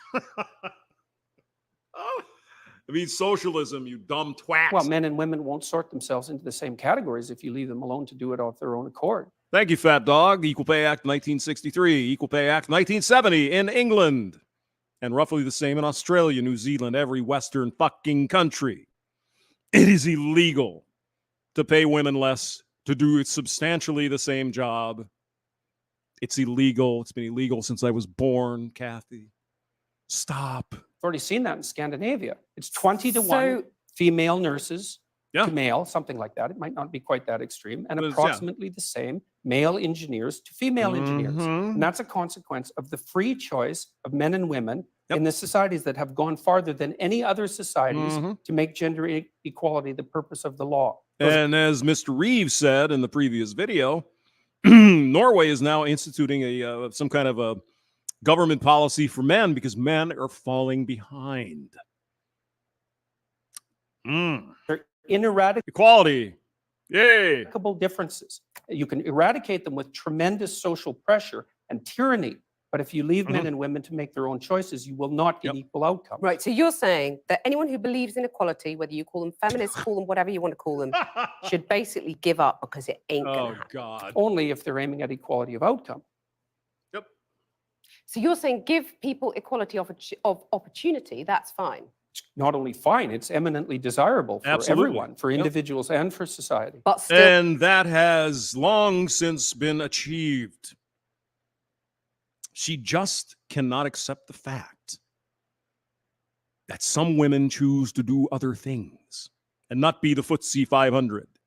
all women aren't She can't fucking stand it. going to make it. That's what you're really saying. I mean, how did she get her job? I mean, honestly, I don't know what it is. Channel 4, I think. It's a TV company in England. I'm sure she's making 200, 300, 400 grand, 500 grand, probably. So what was in her way? Oh, I had to work hard. Just like men. Got it. Depends on your measurement techniques. They're doing just fine in medicine. In fact, there are far more female physicians than there are male physicians. There are lots of disciplines that are absolutely dominated by women. Yeah, but even those female doctors are paid less than men, aren't they? Many disciplines, and they're doing great. So yes, because more men specialize. A lot of women go into general practice, and it's great, fantastic. But the heart surgeons, the brain surgeons, the specialists get paid more. Okay? It's the way it is. Let me put something else to you from the book. You say the introduction of the equal pay for equal work argument immediately complicates even salary comparison beyond practicality for one simple reason. Who decides what work is equal? It's not possible. So the simple question is, do you believe in equal pay? Oh, jeez. Didn't she bring this up like 5 times already? My goodness. Well, I made the argument there. It's like it depends on So who you don't defines believe it. in equal pay? No, I'm not saying that at all. Because a lot of people listening to you will just say, I mean, are we going back to the dark That's ages? because they're actually here? not listening. I'm They're just listening very projecting carefully, what and they I'm think. hearing. What you're hearing is not what he's saying, Kathy. You're not listening to what Jordan Peterson is saying. You basically saying women need to just accept they're never going to make it on equal terms, equal outcomes is how you defined it. No, I didn't If I say was that. a young said that woman equal- watching that, I would go, well, I might as well just go and play with my Cindy dolls I and give didn't up say trying that. at school because I'm not going to get the top job I want because said there's that someone sitting there saying it's not possible I and it's said not that desirable, equal it's going to make outcomes you aren't miserable. desirable. That's what I said. It's a Yeah, bad it's not social desirable. goal. I didn't say that women shouldn't be striving for the top or anything like that, because I don't believe that for a second. I mean, Peterson's like, oh, Jesus, why am I here? Why did my freaking manager book this appearance on this fucking TV Fighting show? for the top, but you're going to put all those hurdles in their way, as has been in their way for centuries, and that's fine. You're saying that's fine. No, I think I really The think that's- patriarchal I system really is think just that's fine. silly. I do. I don't think she's dumb, so to speak. Who said that? Mr. Ben. I don't think she's dumb. I think she's just been conditioned by the fembot propaganda. Now, I don't think she's dumb at all. I think she's a pretty smart woman. But just her blind spot is right here. Her blind spot. She cannot see past her, built-in biases. I think that's silly. I really do. Look at your situation. You're hardly unsuccessful. Right. Yeah, and I have How do battled you quite manage hard it? to get where I Exactly. That's what everyone has to do. got to. Good So for that's you. okay. If you want to be an engineer, you got to go through 4 semesters of calculus. It's hard fucking work. You got to go through circuits 1 and 2. You got to do electronics. You got to do RF. You got to do all that shit. If you want to be an engineer, that's what you got to do. If you don't want to be an engineer, you don't like that stuff, do something else. Because you're not going to like differential calculus. Even though the answers are always the same, Bernoulli's equation. But beside the point. Battling is good. This is all It's about the fight. inevitable. But you talk about men Why fighting. I mean, would let me you just put another thing to you from the book. Why You're wouldn't saying you have to real- battle for a high quality position? Exactly. I should just be given it because I'm a woman and I should be able to live life on easy mode. Mm-hmm. Well, I notice in your book, you talk about real conversations between men containing, quote, an underlying threat of physicality. Oh, there's no doubt about that. What about real conversations between women? Is that something, or are we sort of too amenable and reasonable? No, it's just that the domain of physical conflict is sort of off limits for you. Well, you it's just said rather that I unfortunate. fought to get where I've got. Yeah, but What does that make me? well, a I sort of don't proxy imagine. man or something? I don't imagine that yeah, to some degree, I suspect you're not very agreeable. So that's the thing. Successful women. I'm not very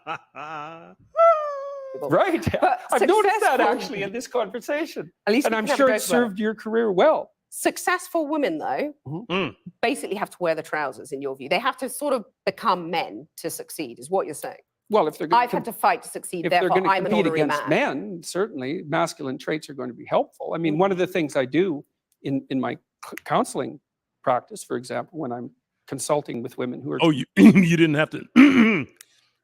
Excuse me. Fat dog, you didn't have to take RF to work at Nokia. Okay, got trying it. to Yeah. advance their careers is to teach them how to negotiate and Well, I mean, it's like a big copper thing, you know. and to whatever. be able to say no and to Something. not be easily pushed around and to be formidable. And you need to, if you're going to be successful, you need to be smart. What's the impedance of free space? 3, 2, 1. What is it? 370. It's something 125. Okay. Conscientious and Ah! tough. Well, here's a radical idea. Why don't the bosses adopt the male bosses, shall we say, adopt some Farfield. female traits so that women don't have to fight and get their sharp elbows out for the pay rises? It's just accepted if they're doing the same job, they get the same pay. They fucking do, Kathy. Jesus Christ. Well, I would say partly because it's not so easy to determine what constitutes the same job.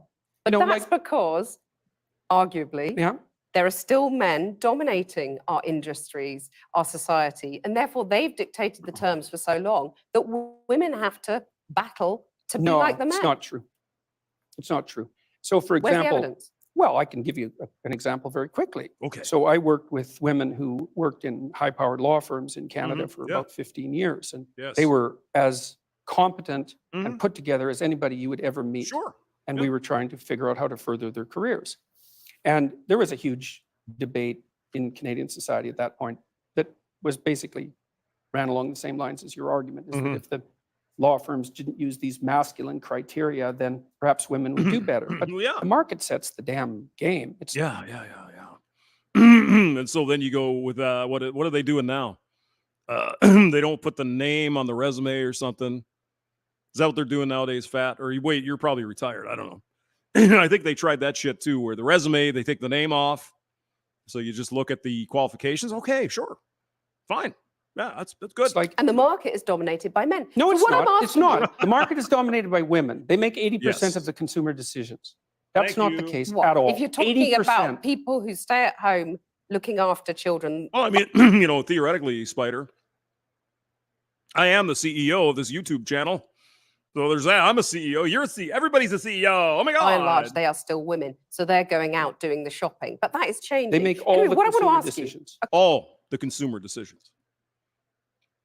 They go to Michael's to pick up shit for fall. You think guys are doing that? Come on. Okay, now. so The what I wanna market ask is you- driven by okay. women, not men. Right. Okay, and if you're a lawyer And they in still Canada, pay more for the same sort of goods. That's been proven that men, Jesus for that you Christ. buy a blue bicycle helmet, Tampon tax. it's going to cost less than a pink one. Anyway, we'll come on to that. it's partly because men are less Bullshit. agreeable. Yeah. And if the blue one costs less, buy the blue one, you dumbass. Right, so they won't put up with it. I want to ask you, is it not desirable to have some of those female traits you're talking about? I'd say that's a generalization, but you've used the words female traits. Is it Female. not desirable to have some of them at the top of business? I mean, maybe there wouldn't have They been. I knew somebody was going to have their handle on this one. Pooping While Standing says, fun fact, Google, Boeing, and BBC and anonymized the recruitment process to eliminate names and thus gender. They reverted back when men were overwhelmingly getting... Careful what you ask for. Careful. Didn't they do something like that with the like the New York City Orchestra or something like that? New York City, whatever it's orchestra, right? they had auditions behind a curtain so you couldn't see who it was, and apparently the men were getting. Don't predict That success. banking crisis They don't that predict happened. success in the workplace. The things that predict success in Yes. the workplace are Yes. intelligence and conscientiousness. Mm. Agreeableness negatively predicts success in the workplace. Oh. And So so you're does saying high that- negative emotion. You're saying that women aren't intelligent enough to run these top companies? No, I didn't say that at all. You said that female traits don't predict success. But I didn't say that Intelligence and intelligence wasn't. I didn't conscientiousness say that do. intelligence and conscientiousness Well, you were saying that weren't intelligence female and traits. conscientiousness by implication are not female traits. She is not even listening to Jordan Peterson at this point.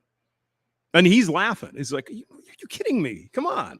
Oh, no. I mean, I'm not that's very saying that. dangerous I'm territory. not saying that at all. Are women less There's- intelligent than men? No, they are not. By and No, large? no, they're not. No. No, the data on that's pretty clear. Yeah. The average IQ for a woman and the average IQ for a man is identical. There is some debate about the flatness of the distribution, which Right. is something that James Damore pointed out, for example, in his Right, memo. But right. there's no difference at all in general cognitive ability. There's no difference to speak of in conscientiousness. Women are a bit more orderly than men, and men are a little bit more industrious than women. If you guys haven't heard this, on average, men and women have the same intelligence IQ level, but there tend to be more geniuses that are male and more really, really stupid people who are male. So the curves are, you don't get as many female geniuses or as many really, really dumb females. It's the way it works. It's Gaussian curve. It's right there. But the difference isn't big. But I know that plenty of- averages into Plenty of men conscientiousness. who aren't necessarily as Well, of industrious. course, But we'll, these are- we'll, Okay, we'll but no, female but you traits, asked me though, the why question. are they not Feminine traits. Why let's are they say. not desirable at the top of feminine traits? Why are they not desirable at the top of It's business? hard to say. I'm just laying out the empirical evidence. Like we know the traits that predict success. But we also know, because companies by and large have not been dominated by women over the centuries, we have nothing to compare it to. Oh, God. It's an experiment. Yeah. And Peterson's about to say, well, we've been carrying on this experiment for about 50 or 60 years. So I think we got a pretty good idea. True, and it could be the case that if companies modified their behavior and became more feminine, that they would be successful. But there's no evidence for it. Yeah. I'm not neither doubtful nor non-doubtful. There's no evidence So why for not it. give it a go, as the radical Because the evidence feminists would suggests, say? well, it's fine. If someone wants to start a company and make it more feminine and compassionate, let's say, and caring in its overall orientation towards its workers and towards the marketplace, then that's a perfectly reasonable experiment to run. Didn't they try that? Some company, I can't remember which company it was. Some company, they basically hired only women, and they went out of business. So. My point is that there is no evidence that those traits predict success in the workplace. And there's Because this it's never evidence been is- tried. Well, that's not really the case. Women have been in the workplace for what, at least ever since I've been around. Yeah, Kush, you're right. It's sometimes it's almost as if we're speaking a different language. It's crazy. Representation of women in the workplace has been about 50%. So we've run the experiment for a fairly reasonable period of time, but not, certainly not for centuries. Yeah. Let me move on to another debate that's been very controversial for you. Okay, good. And this is, you got in trouble for refusing to call trans men and women by their preferred personal pronouns. No, I want to that's ask, not actually true. Not exactly. Not really. True. I got in trouble because I said I would not follow the compelled speech dictates of the By the federal and government. provincial government. I actually never got in trouble for not calling anyone anything. Right. That didn't You happen. wouldn't follow the change of law, which was designed Not to once it was outlaw law. discrimination. No. Why Well, should that's what your- they said it was designed to do. Okay, you cited freedom of speech in that. Why should your right to freedom of speech trump a trans person's right not to be offended? Fifis. Why should your freedom of speech trump the Fifi? Because in order to be able to think, you Iridium Kush, exactly. We are complementary, men and women. have to risk being offensive. You'd think somebody, nature, Darwin, God, Allah, somebody figured it out over time. I mean, look at the conversation we're having right now. Like you're certainly willing to risk offending me in the pursuit of truth. Yeah. Why should you have the right to do that? It's been rather uncomfortable. Well, I'm very glad I put you on the spot. Well, I'm you very get glad my that point. I have No, but you exercised get my my freedom of point. speech. You get my point. No, It's like- she doesn't get your point, Jordan. That's why we're watching this video again after 5 years. You're doing what you should do, which is digging a bit to see what the hell's going on. Sure. So And do that is you- what you should do. But and you're you exercising see- your freedom of speech to certainly risk offending me. And that's fine. I think more power to you as far as I'm concerned. Except you haven't sat there and I'm just trying to work that out. I mean, Oops. Gotcha. you have got me. You have got me. I'm trying to work about that through in time. my head. Yeah. It took a while. It did, yeah. Took a while. You have voluntarily come into the studio and agreed to be questioned. A trans person in your class has come to your class and said they want to be called. And that's never she. happened. And I would But if somebody wants me to call, that's fine. I don't call care. them she. So you would. But again, it's the fucking pronoun thing, right? If the person's in the room with you, why would you use a pronoun? Normally, you'd say John or Jane or something. It's just something they latched onto. It's bullshit. I mean, if someone isn't here, and I don't know, I'll say I know a trans person, right? He's a she or whatever. Person can't be offended if they're not here. So what the fuck? It's stupid. So you've kind of changed your tune on that. No, I said that right from the beginning. What I said at the beginning was that I was not going to cede the linguistic territory to radical leftists, regardless of whether or not it was put in law. That's what I said. And then the people who came after me said, oh, you must be transphobic and you'd mistreat a student in your class. It's Yeah. like, I never mistreated a student in my class. I'm not transphobic. And that isn't what I said. Well, except you've also called trans campaigners authoritarian, haven't you? I mean, isn't that Well, grossly only in the insensitive. broader context of my claims that radical leftist ideologues are authoritarian, Yes, which but they are. You're saying someone who's trying to work out their gender identity, who may well have struggled with that, had quite a No tough doubt time they've over the struggled years. with it, yeah. You're comparing them with, Chairman Mao, who No, just the saw the activists. deaths of millions of people. Well, Just the even if the activists. activists, they're trans people too. They have a right to say these things. Yeah, but they don't have Isn't a it right to grossly speak for their whole insensitive community. to compare them? Right. Yeah. I mean, you've got trans people, you got gay people. They're backing the fuck off. They're saying, no, I want nothing to do with you people. You're fucking crazy. And that's happening. Chairman Mao, or, I could Pinochet, Augusto Pinochet. I mean, this is grossly insensitive. No, I didn't compare them to Pinochet. Well, I did compare them to he Mao. was an authoritarian. He's a wasn't he? right-winger, though. I was comparing them to the left-wing totalitarians. Mm-hmm. And I do believe they are left-wing totalitarians. Under Mao, millions of people died. Right. Yes. There's no comparison between Mao and a trans activist, is there? Yeah, nobody thought Mao was going to kill millions of people either, right at the beginning. Did you forget that part of history, Kathy? Why not? Because trans activists aren't killing millions of people? The philosophy that's guiding their utterances is the same philosophy. Yep. The consequences are... Not yet. You're saying that trans activists could lead to the deaths of millions of people? No, I'm saying that the philosophy that drives their utterances is the same philosophy that already has driven us to the deaths of millions of people. Okay, tell Same with the feminists. Same shit. us how that philosophy is in any way comparable. Sure, that's no problem. The first thing is that the philosophy presumes that group identity is paramount. That's the fundamental philosophy that drove the Soviet Union and Maoist China. And it's the fundamental philosophy of the left-wing activists. It's identity politics. It doesn't matter who you are as an individual. It matters who you are in terms of your group identity. You're just That's saying these things, though, to provoke, aren't you? I mean, Not you a are a bit. provocateur. I never said You're like anything. the alt-right that you hate to be compared to. You want to stir things up. I'm only a provocateur insofar as when I say what I believe to be true, it's provocative. I don't provoke. Maybe for You don't humor set out to now and provoke. then. I'm not interested in provoking. But what Not in about the thing least. about, fighting and the lobster? Tell us about the lobster. Oh, God. I forgot about the lobsters. Okay. Well, that's quite a segue. Well, the first chapter I have in my book is called The Stand Lobster. Up Straight with Lobsters. Your Shoulders Back. And it's an I think he actually has a lobster tie he wears once in a while. It's pretty fucking injunction to be combative. Not least to further your career, let's say, but also to adopt a stance of ready engagement with the world and to reflect that in your posture.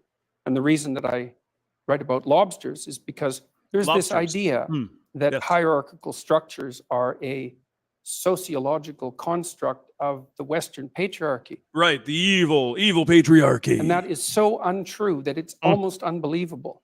And I use the lobster as an example because the lobster, we divulged from lobsters in evolutionary history about 350 million years ago. 350 common million, ancestor.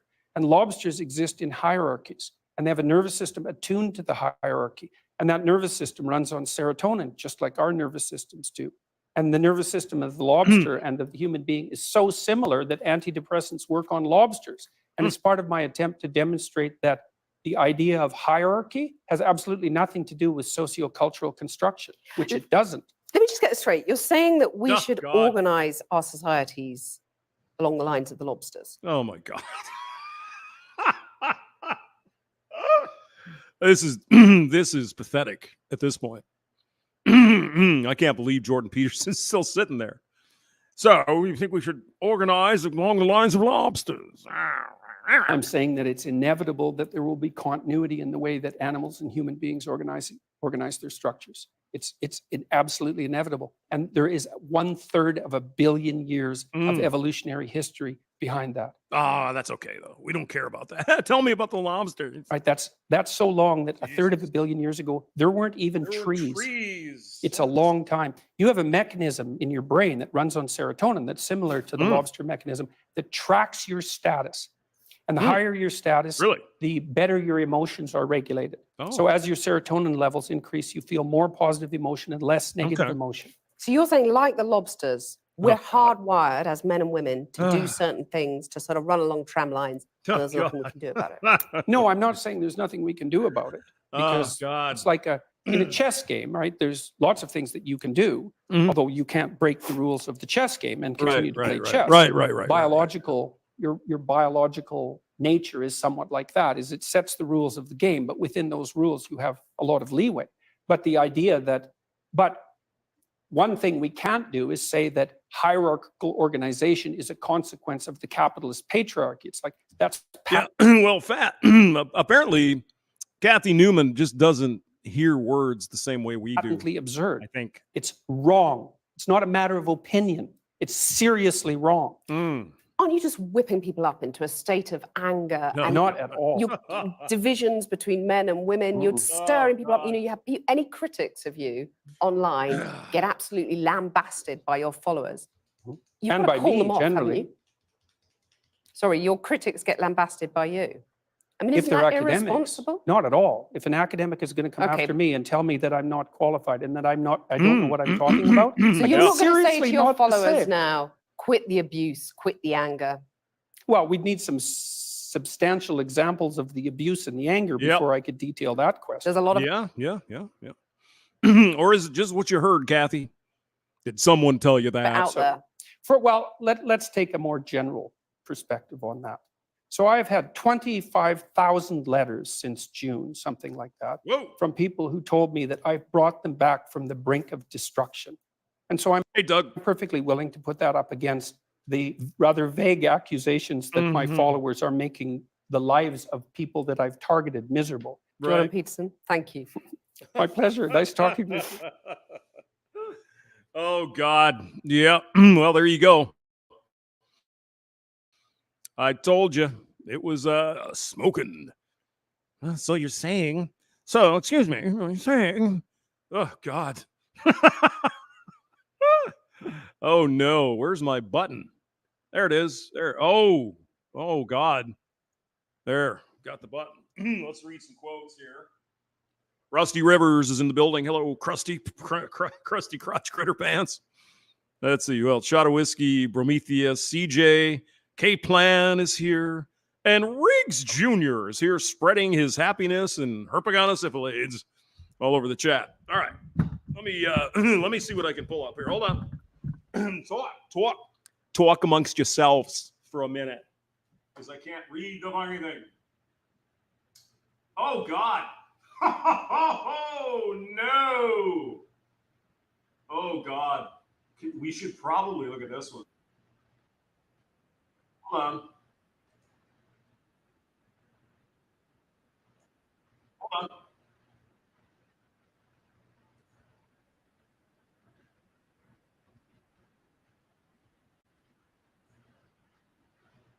Hold on.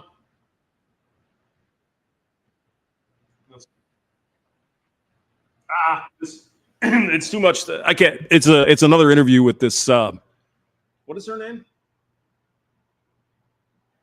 Some Lewis person. It's going to be too hard to find. Let's see. We can do Squalid. Oh, God. Well, here, hold on. I was looking at one today. Wait a second here. Hold on.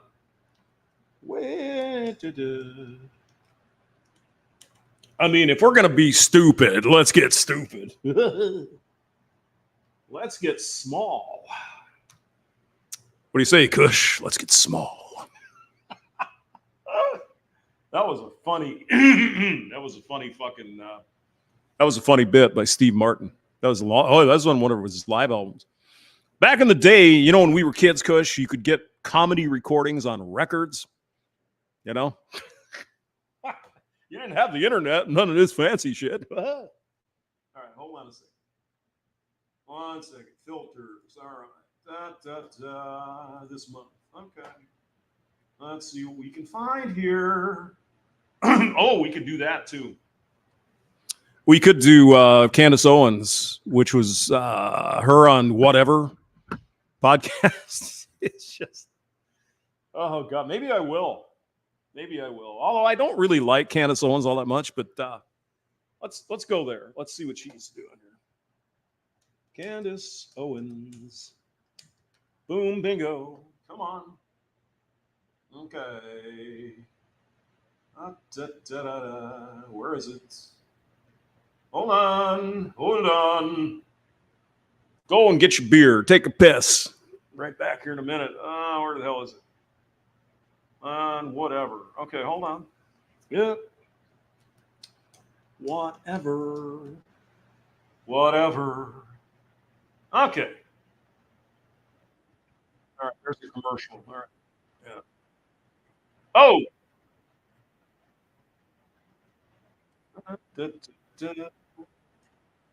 Okay. Anyone can do it, regardless of age, athletic ability, or training. And once your attacker is blinded, I'm assuming that my listeners probably. Okay. So we got Candace Owens, who was on the Whatever podcast. I haven't watched it for a while because, I mean, it's really the same, isn't it? You get a bunch of hoes and you sit and you talk stupid shit. You got OF people, you got actual prostitutes. Yeah, it's just not interesting after a while. I mean, Bangs was on there. Don't watch the Whatever podcast. And of everything that was laid out before me on this press tour, I have to be honest, I really did not understand why I was booked on this show. Exactly. I had not seen it before, and my understanding was that this host, Brian, allowed... Of course you can show your recent vid. Drop the link in there. Put the link in the chat. No problem. Allows a bunch of sex workers to sit in a circle. Or do we want to look at your latest video? What is it about? Oh, a shot of whiskey? He sometimes has a conservative on to talk about their jobs. So it didn't seem like the right fit for me to be sitting across from these ladies as they talked about their OnlyFans careers or talked about the various sex work that they do as, you know, proud prostitutes. I remember dreading this. I was talking to the PR person. I'm like, why? I mean, they literally are hoes. They literally are hoes. I have to do this. This makes entirely no sense to me. And boy, am I glad that I sat down on that podcast. Boy, am I glad that I was booked to do this show because it turns out that you actually can learn a lot from hoes. So let me just set this up for you. Well, it turns out you can actually learn a lot from hoes. Before I show you a few clips from the show. Essentially, I was invited to sit down. Every girl across the table said what they did for a living. One girl was a singer, and she leaned conservatively. But everyone else, there was one girl who was on OnlyFans, but she only takes her top off. There was another person who was on OnlyFans. Yeah, you're right. Somebody in the comments said, that top is not very flattering. I have to agree. It doesn't. I don't know what she's thinking. There was two women that were prostitutes and said, essentially, that they help to save marriages. Yep. You heard me correctly. Because of them and the work that they do as prostitutes and as sex therapists, they sleep with your man so that your marriage can be saved. Now, of these two proud prostitutes, one of them was just 22 years old. And I'm going to show you guys a clip of her talking about how men... All right, boys. Strap on your seatbelts. That date her are actually insecure. Take a listen. I've had no issues being a legal prostitute just because I haven't been dating anybody within this time for that year. Okay. So this woman is legitimately a prostitute. Works at the Bunny Ranch or something, you know, something like that. Mustang Ranch. And she thinks it's okay because she's not dating anyone. As for everything else, it's hard dating. You hear that truck in the background? Where do they film this? I've ran into a lot of insecure men. Oh, yeah. Insecure. Typically, those are the ones that can't handle me doing what I do for work. Yeah. No, I'm sure. Yeah. I can't imagine why men wouldn't want to date a literal prostitute. I have no idea. And well, just a point of clarification. So you've run into a lot of insecure men, and are they insecure because they don't want to date you because you are currently active as a prostitute? They don't want to date you because you're a hoe. No, I'm saying I've never dated a guy while I was working at the brothels. So that makes a difference. You weren't dating a guy, so it's okay to go prostitute yourself at the brothel. Okay, chick logic. At the Bunny Ranch or the Mustang Ranch. But I've been dating guys like between me doing camming and dancing. So she does OF too, apparently. That's what I'm talking about. And stripper. Scotty's side. He would like this. He loves going to strip joints. But I don't. I think it's disgusting. You mentioned insecure men. What specifically are they doing that makes them insecure? Is it because they're insecure about your work? Yes, like I've had exes in the past that would cry about me going to work to dance at the strip club. Okay. They're insecure because they don't want to spend $2,000 an hour. Oh my God. I've had guys try to control like what I wear and say that I can't work at strip clubs or do OnlyFans or whatever. Oh, gee. I can't imagine. Why would that be? Oh, sorry. Was there more? No, and that's shot of whiskey. Yeah, insecure meaning having common sense. Yes. Okay. Is it because they're insecure, or is that just them having boundaries and standards? I feel like that's. This chick's 22, by the way. 22. Not bad looking. She's all right. I mean, you knew what I was doing before you met me. Wait a minute. See, here's the thing. This is the part of the broadcast that I'm like, what the fuck? You just meet a guy and he knows what you've been doing before. How does this work? Is this Jedi mind melding, read my mind kind of shit? Or what? Or you're saying you pick dudes up at the strip club? Or, oh God, it's confusing. Right? So. No, it's not right. How the fuck am I supposed to know what you do for a living? I first meet you, I'm supposed to just know? How? All of them knew exactly what I was doing before they met me, which brings it to, yeah, if you have a problem with what I do before you meet me, maybe don't get involved with me. Again, how would you know? Hey, what do you do for a living? I'm a hooker. Okay. I'm very open. I'm a very honest person. But I just, yeah. You knew what I was doing before you met me. No, I didn't. No, I didn't. If you don't like it, there's the door. So here's the first thing that I want to say. I thought that sitting across from these young women, it was going to make me angry. But what I actually felt was a tremendous sadness for that young woman that you're listening to, because I have a daughter. And the concept of a 22-year-old young girl sleeping with up to 10 men per night, which is something. 10 dudes a night. How would you like to be number 10? Jesus. Oh, God. That she mentioned earlier in the show, 5 to 10 clients that she will see. I mean, what do they get paid? Like if you work at the Bunny Ranch, how much do you get paid? $500 a trick or what? I don't know. I don't know what it would cost. I have no idea. In one day actually saddens me. It breaks my heart. And to listen to her justify why her relationships are not working out and to place it onto insecure men, as she describes them, and not her line of work, not actually what might be men caring about her, men wanting her to get out of this lifestyle. Does she have a point that, well, they already knew I was doing I it? see. It's a CO. The graph. I was wondering what the hell that graphic Yes, was. yeah, okay, sure. You're right. CO, They probably shouldn't have been drawn to you in the first place. But the point is that once they try to get you away from this lifestyle, it's not an indicator of insecure men.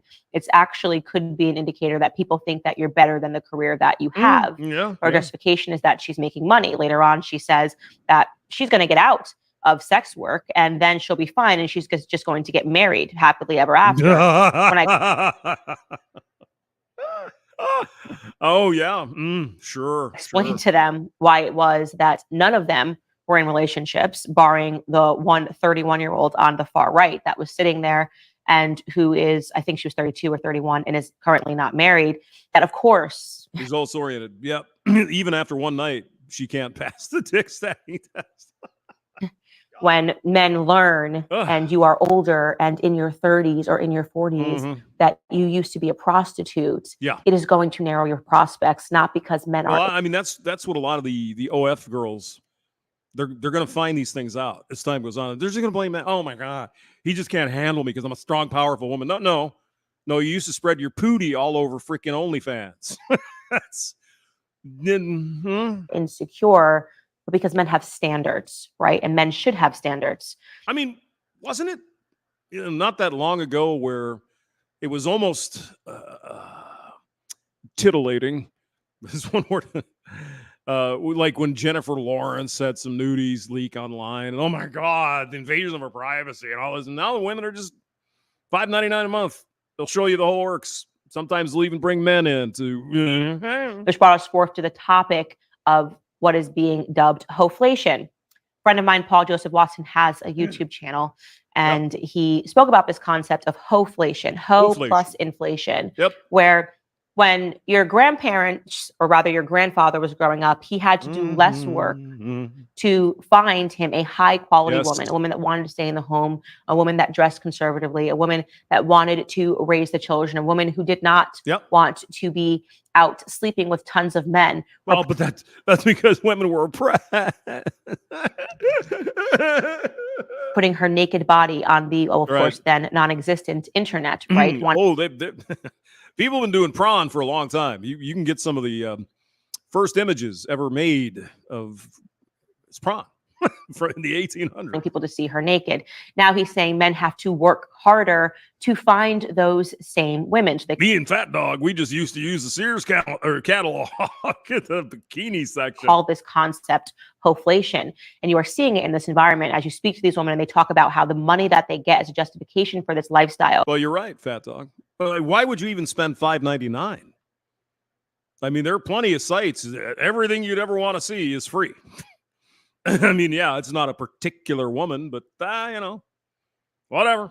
And they speak down about men. They if you're looking for a little, Rosie Palmack, have this fundamental hatred of men, or rather a lack of understanding of what a quality man even is and where to find him. Well, I think it's different than that, Candace.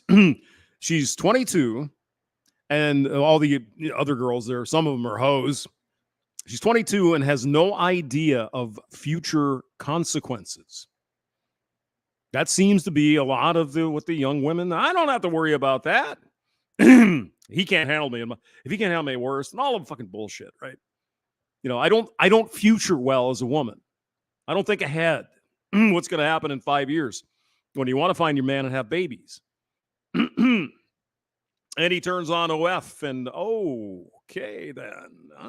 I'm going to show you another clip from this conversation where that same young woman who butt plug. All right. I honestly felt like, and I never say this, that she was possessed by a demon. Yeah. She really was. Yeah. And she was growing frustrated in me remaining logical and explaining to her that obviously her career was going to follow her for the rest of her life. She doesn't care. She doesn't care. And she tried to, I guess, trigger me as she was explaining how she saves marriages. And she tried to trigger me by creating a what if scenario regarding my own husband. Take a listen to her. And I do want. Yes, the Shadow Whiskey. There is a hamster place. Yeah. Yep. I've seen, there's like motherless.com. There's the hamster place and it's all there. It's all there for you. Go ahead and put a trigger warning on because you may have some kids in the background. Well, I mean, why would you spend even $6 a month? I mean, it's just why? It's just for a quick wank. I mean, geez, pull your phone out. This is not something for children to hear. She's really about to jump into her brothel mindset. But I mean, Candace mentioned, I think, an interesting point. She found this woman almost as if she were possessed by a demon. Now, you might not be religious. I don't believe in evil spirits and all that. I'm really starting to wonder, guys, honestly. Are we just a lot of demon-possessed people? I don't know. It certainly seems that way sometimes. But all right, go ahead. I would say, take a listen. If you have an hour this week, you can learn 100 songs on the piano by learning just 4 chords. Wow.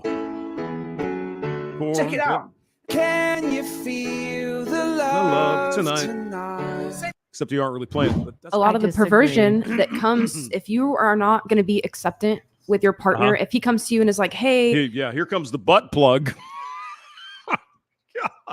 I really like getting pegged. I want you to peg me. And you're like, ew, that's so disgusting. Like, I would never do that. I should take lessons, Grinch. I should. You want me to eat your I would never do that. Okay, so we're talking about pegging and eating ass. And Candace is like, who knows? You know, she may have done some stuff. I don't know.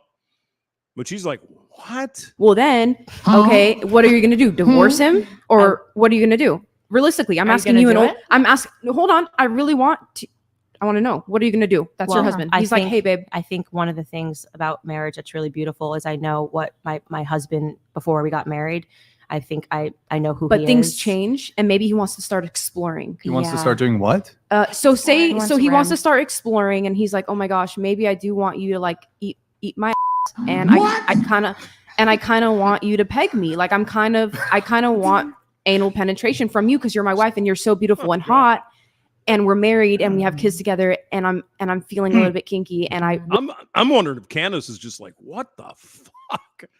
Why am I here? With you, since we have this special marriage and bond, how would you feel if we could just try this out just this one time, babe, please? I think it would probably indicate to me that my husband was involved in some perverse world, whether it was through pornography, that something else was happening on the side, because these aren't normal things that people just think of when they wake up. So like, what's your hey, next I'd move? really like a strap-on dildo. Okay, right. Well, so what's your next move? What's the ultimatum? He's going to divorce me if I don't peg what's him? your next move? Crazy.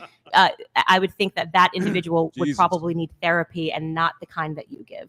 Ooh. Yeah, when I was saying not the kind that you give, I was pointing to a woman that was in her the one 40s who said that she's a sex therapist and she sleeps with other dudes, women's husbands. Okay. And We'll fast forward a little bit. okay, she has less time, she's got less prospects, and she can't really turn her life around. All right. Listen to us question her, or rather the host question her about why she's wearing a cross around her neck. Take a listen. Well, wait, hold on. Is that a cross necklace? Does it constitute like what do you? Wait, Yeah.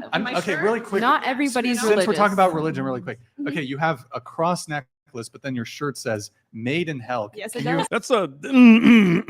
That's a large woman. There. I'm a little confused. Can you?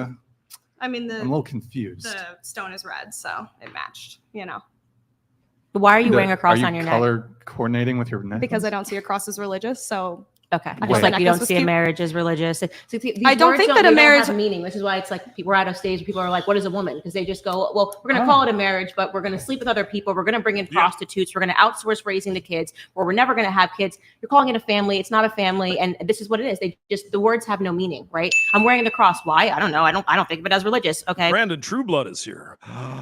My goodness, are you done with your Dungeons and Dragons? Well, Jesus Christ died on the cross. You think that? That's what you think. Wait. It's That's been what you proven. think. So why It's are been you wearing the proven. cross? And Because I think it's workers cute. You I think don't- that the design is cute. Yeah. better Wait, term. really I quick. grew up Hold on. Catholic. I was religious, and I'm not Prostitution, anymore. I being don't have to called- believe in what you believe, and I can say that if I didn't say somebody's- you had to believe. I asked you a question. But I you're said, why are telling you me, wearing the cross? Okay, and you're saying that the religious aspect of marriage is the only thing that matters. It's not, because people don't follow what you believe. Okay, I asked you why you're wearing the cross, and you said because you thought it was cute. Yeah, I'm and I glad do. we got an answer. She's wearing the cross around her neck because That's she cute. thinks it's cute. I do. Would I'm you not religious. also wear like a Star of David? It's cute. As, Well, like because- if it was cute, would you wear Well, it? okay, well, I I just don't know mean like where we're going. I'm where this is asking that going because here. I wonder. Well, like I my have- guess is that you would think that maybe you wouldn't wear a Star of David because you're like, oh, this is maybe like disrespectful to people who are. Are you making the Jewish. argument? Maybe. I mean, No, I'm just. the secular. It's a very here, good question. I'm just saying. devil's advocate here. Secular argument. Someone might. Mr. Man, that is a good question. What kind of man pays for OF? I don't know.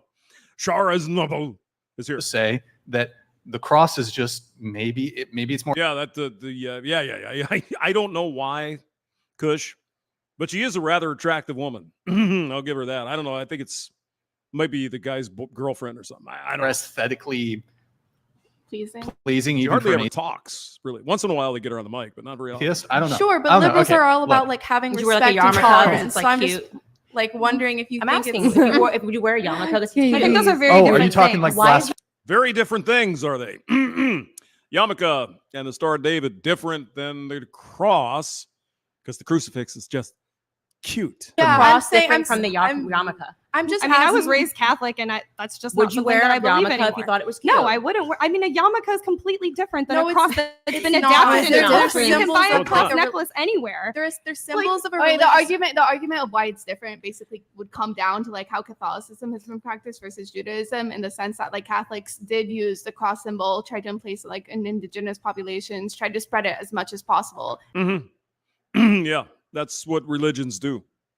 And that's why in modern day, a lot of people think that's like more okay, because it was meant to be popularized. It was meant to be a symbol that the masses should look up to and should see in general, versus Jewish symbols. Okay. I would argue didn't go through that.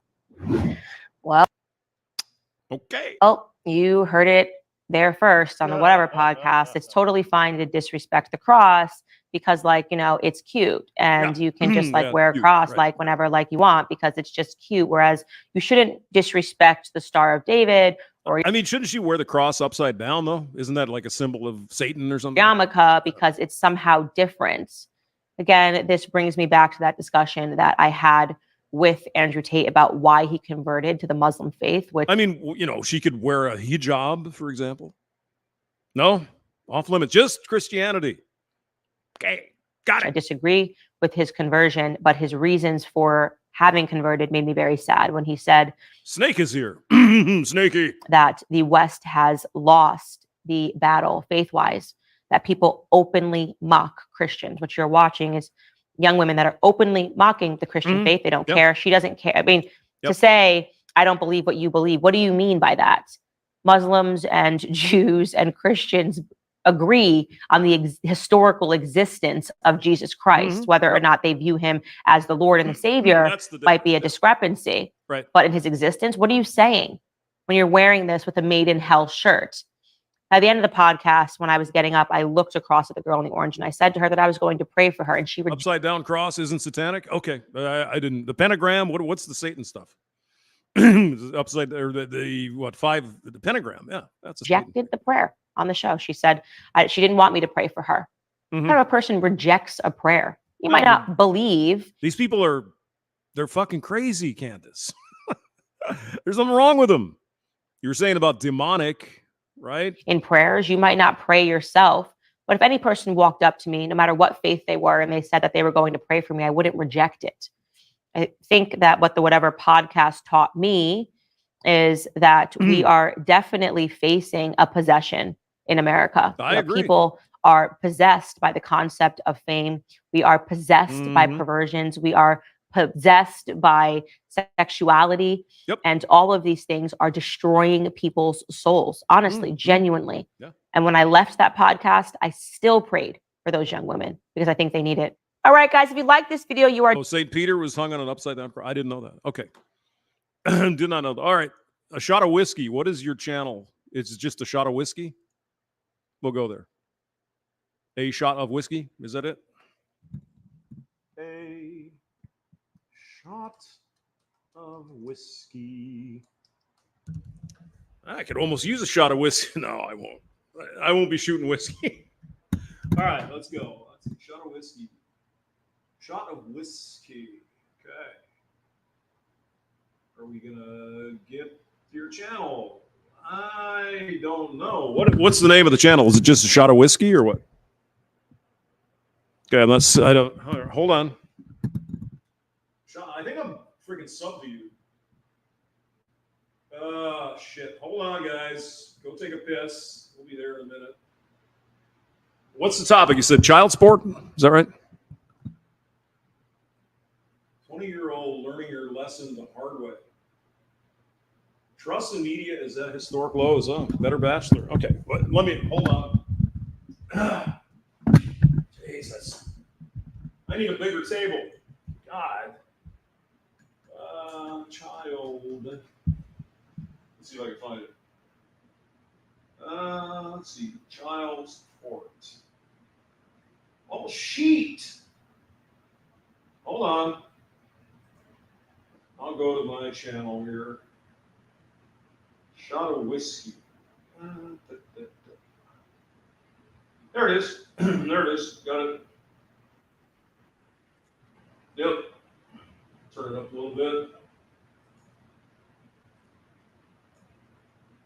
Yeah, for some reason, YouTube didn't find you. I wonder what's going on with that. Share screen. Shot of whiskey. There we go. All right. Let me blow it up. Okay. Let's see what we got going here. Father is facing 180 days in jail for overpaying his child support and over visiting his 11-year-old son. His attorney and a community activist are now demanding answers.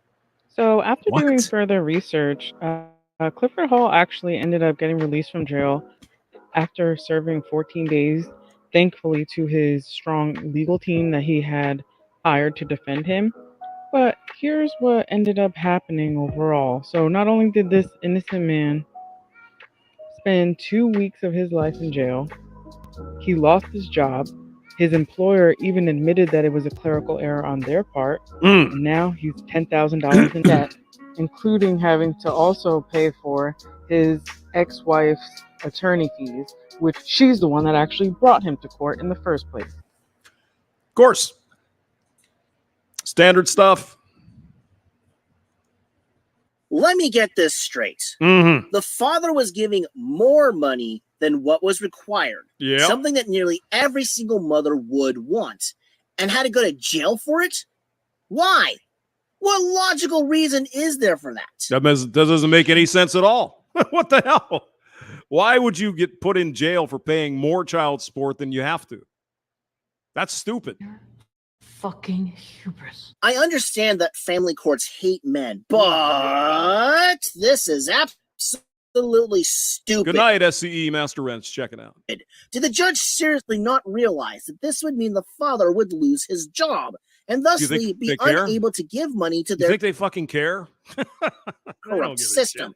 Yeah, there's no need for men's rights, is there? Oh, God. Disgusting. Steve Shives. Does he have a video called The Hell with Men's Rights? What's going on, you prenup penning pole polishers? Welcome to Ride and Roast. With two Richards and a truck that still has a We must be on autoplay here. What's going on? Yeah, I don't care. I'm done. I don't care. I want to go back. Hey, he gets a nice breeze. Father is facing 180 days in jail for overpaying his child support and over visiting his 11-year-old son. Okay, what the guy said is he's facing 180 days in jail for overpaying child support. What possible fucking sense does that make?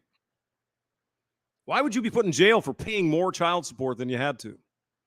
Does anyone have any idea? Whiskey, did you look into this a little bit? I mean, that just sounds stupid. And now the guy doesn't have a job, and now he can't pay his child support, so they're going to put him in jail again? Jesus Christ. It sounds like they were taking too much out of his paycheck or something. I don't know. It depends on what state. I haven't paid child support for a long time, but some states just take it right out of your fucking paycheck. You don't get a say in it. You get 17%, it's gone. So I gotta. His attorney and a community activist are now demanding answers. So after doing further research, Clifford Hall actually ended up getting released from jail after serving 14 days, thankfully to his strong legal team that he had hired to defend him. But here's what ended up happening overall. So not only did this innocent man spend 2 weeks of his life in jail, he lost his job. His employer even admitted that it was a clerical error on their part. And now he's $10,000 in debt, including having to also pay for his ex-wife's attorney fees, which she's the one that actually brought him to court in the first place. I mean, that doesn't make sense. Are we hearing the story correctly here, sir? Because I don't know how could it doesn't make any sense. Let's see. Hold on here. Hold on. I'm going to search on something. Wait. Bear with me. All right. Because you can't see, you dumbass. Hold on a second. 100 jail child support.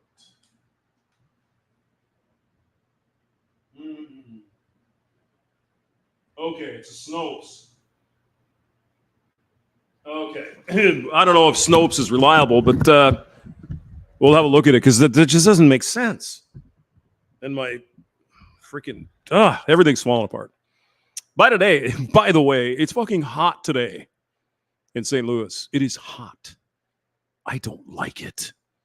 I like cool. We were getting so close to fall. All right. So, what does this say here? Was a father sent to jail for paying too much child support? I can't read either one. Inaccurate reporting about a contempt case made it seem as if a man was sent to jail for overpaying child support. Okay, so apparently it's different than what we are listening to here. Houston man was sentenced to jail for paying too much child support for his son. January 2014 news story about a Houston man named Clifford Hall, who was sentenced to a county jail for 180 days on a child support issue, despite his not owing any child support. Was widely reported as a case of a man who was sentenced for paying too much child support. Details of the issue is presented in news accounts somewhat unclear, but the claim that Hall was punished for paying too much child support was a misinterpretation of the facts of the case.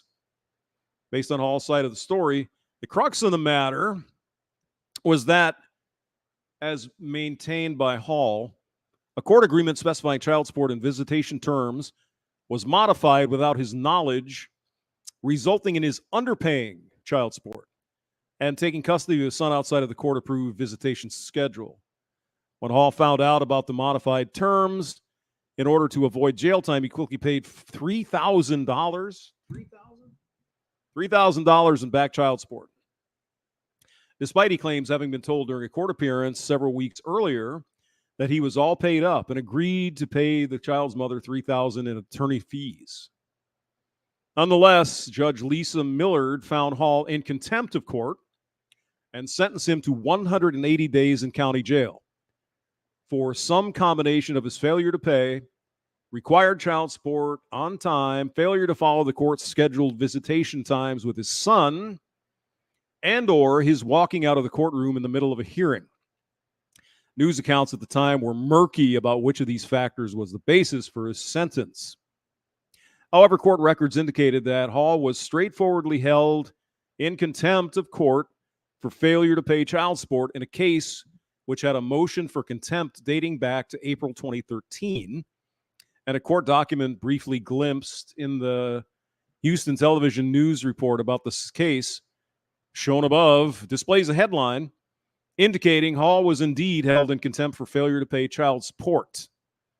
The information presented in news accounts indicating that Hall owed nearly $3,000 in back child support and that the child's mother had incurred $3,000 in attorney fees trying to enforce the court agreement, suggested that this was a long-running and ongoing support issue rather than a sudden and recent one.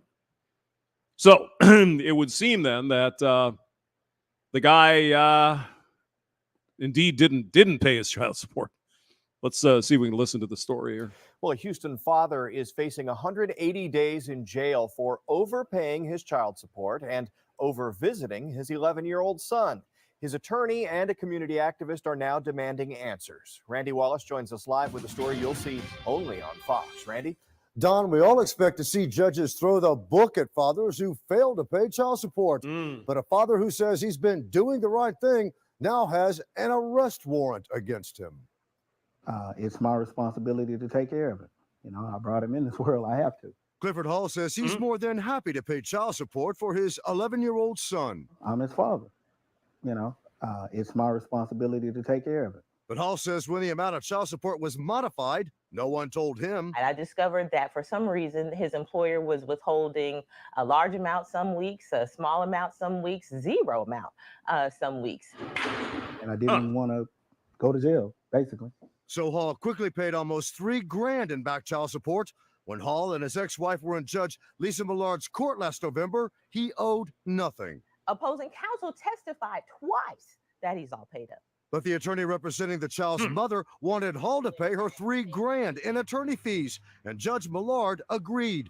Court documents also reveal Hall wasn't following the court's scheduled times to pick up his son, another modification he says he knew nothing about. The judge ended up sentencing him to 6 months in jail. When she said, remand you to the Harris County Jail for 180 days, my mouth just dropped. This entire situation is shocking to me. I've never seen one like this. Community activist Cornell X wants the state's judicial board to investigate. The court failed the child. The court failed Mr. Hall. The system broke down. I can't be there for my son in jail. I can't pay child support in jail. This is not in the best interest of the child. Judge Lisa Millard says Hall walked out of court after he was found in contempt, which she says is a big no-no. Judge Millard also points out Hall's attorney could have filed a motion for reconsideration. She says that would have allowed her to hear both sides again and reevaluate the situation. Hall's attorney is now working on an appeal, and in a few days, Hall plans to turn himself in, and Don will, of course, keep everybody posted on how this plays out. It really is a strange situation. Very, very, very strange. Well, it's strange because Snopes says it's not the case. Apparently, he was behind. He paid the $3,000, but the court was already going, and then the wife took him in, and I guess he had to pay $3,000 to her for the attorney's fees. Maybe that's when he got the contempt. I don't know, but I mean, the news story is kind of misleading in my ears. Well, anyway. a Houston father is facing 180 days in jail for overpaying his child support. But that's okay. Let me just play devil's advocate here for a minute.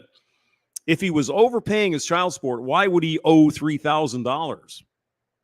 That doesn't really make sense either. So something's weird about this story. Let's I don't know, man. Whiskey, thank you for sharing that, but I don't know. Kind of sounds like he got back in arrears on child support, so he paid up, made it good for $3,000, and then for some reason the court thing still went on, and he was found in contempt. I don't get it. It's still unfair as hell, though. Why should he have to pay for her fucking lawyer? How does that make sense? I mean, I guess that's Texas. I don't know. Crazy shit. Let's see. Let's read a few comments here. This is assuming Snopes is correct. Yeah. Who knows, right? There's no appeal in family court decision. That's how men get screwed. Yeah. It's stupid to have to pay your lawyers. Yeah. Why would that? That's even fair to me. That's why I don't pay attention to the mainstream media. I know when they're lying to me every time I hear them talk. Yeah. I hear you, Kush. Fat dog, that's common in family court. The man pays for the woman's lawyer. Ooh, isn't that fucking special? Lovely. Prometheus, no appeal? Damn, thought nothing could surprise me. It makes you want to, I agree. So he hung up for, That's, okay. Well, it sounds like he spent some time in jail. Now he lost his job. Now the kid's not going to have child support coming in. Come on. That's just ridiculous. So some judge apparently has got some problems. Anyway, it is time to go to bed. So thanks for coming by, guys. Appreciate it. Hope you enjoyed the show. Have a wonderful evening. Probably see you tomorrow. All right. Bye-bye.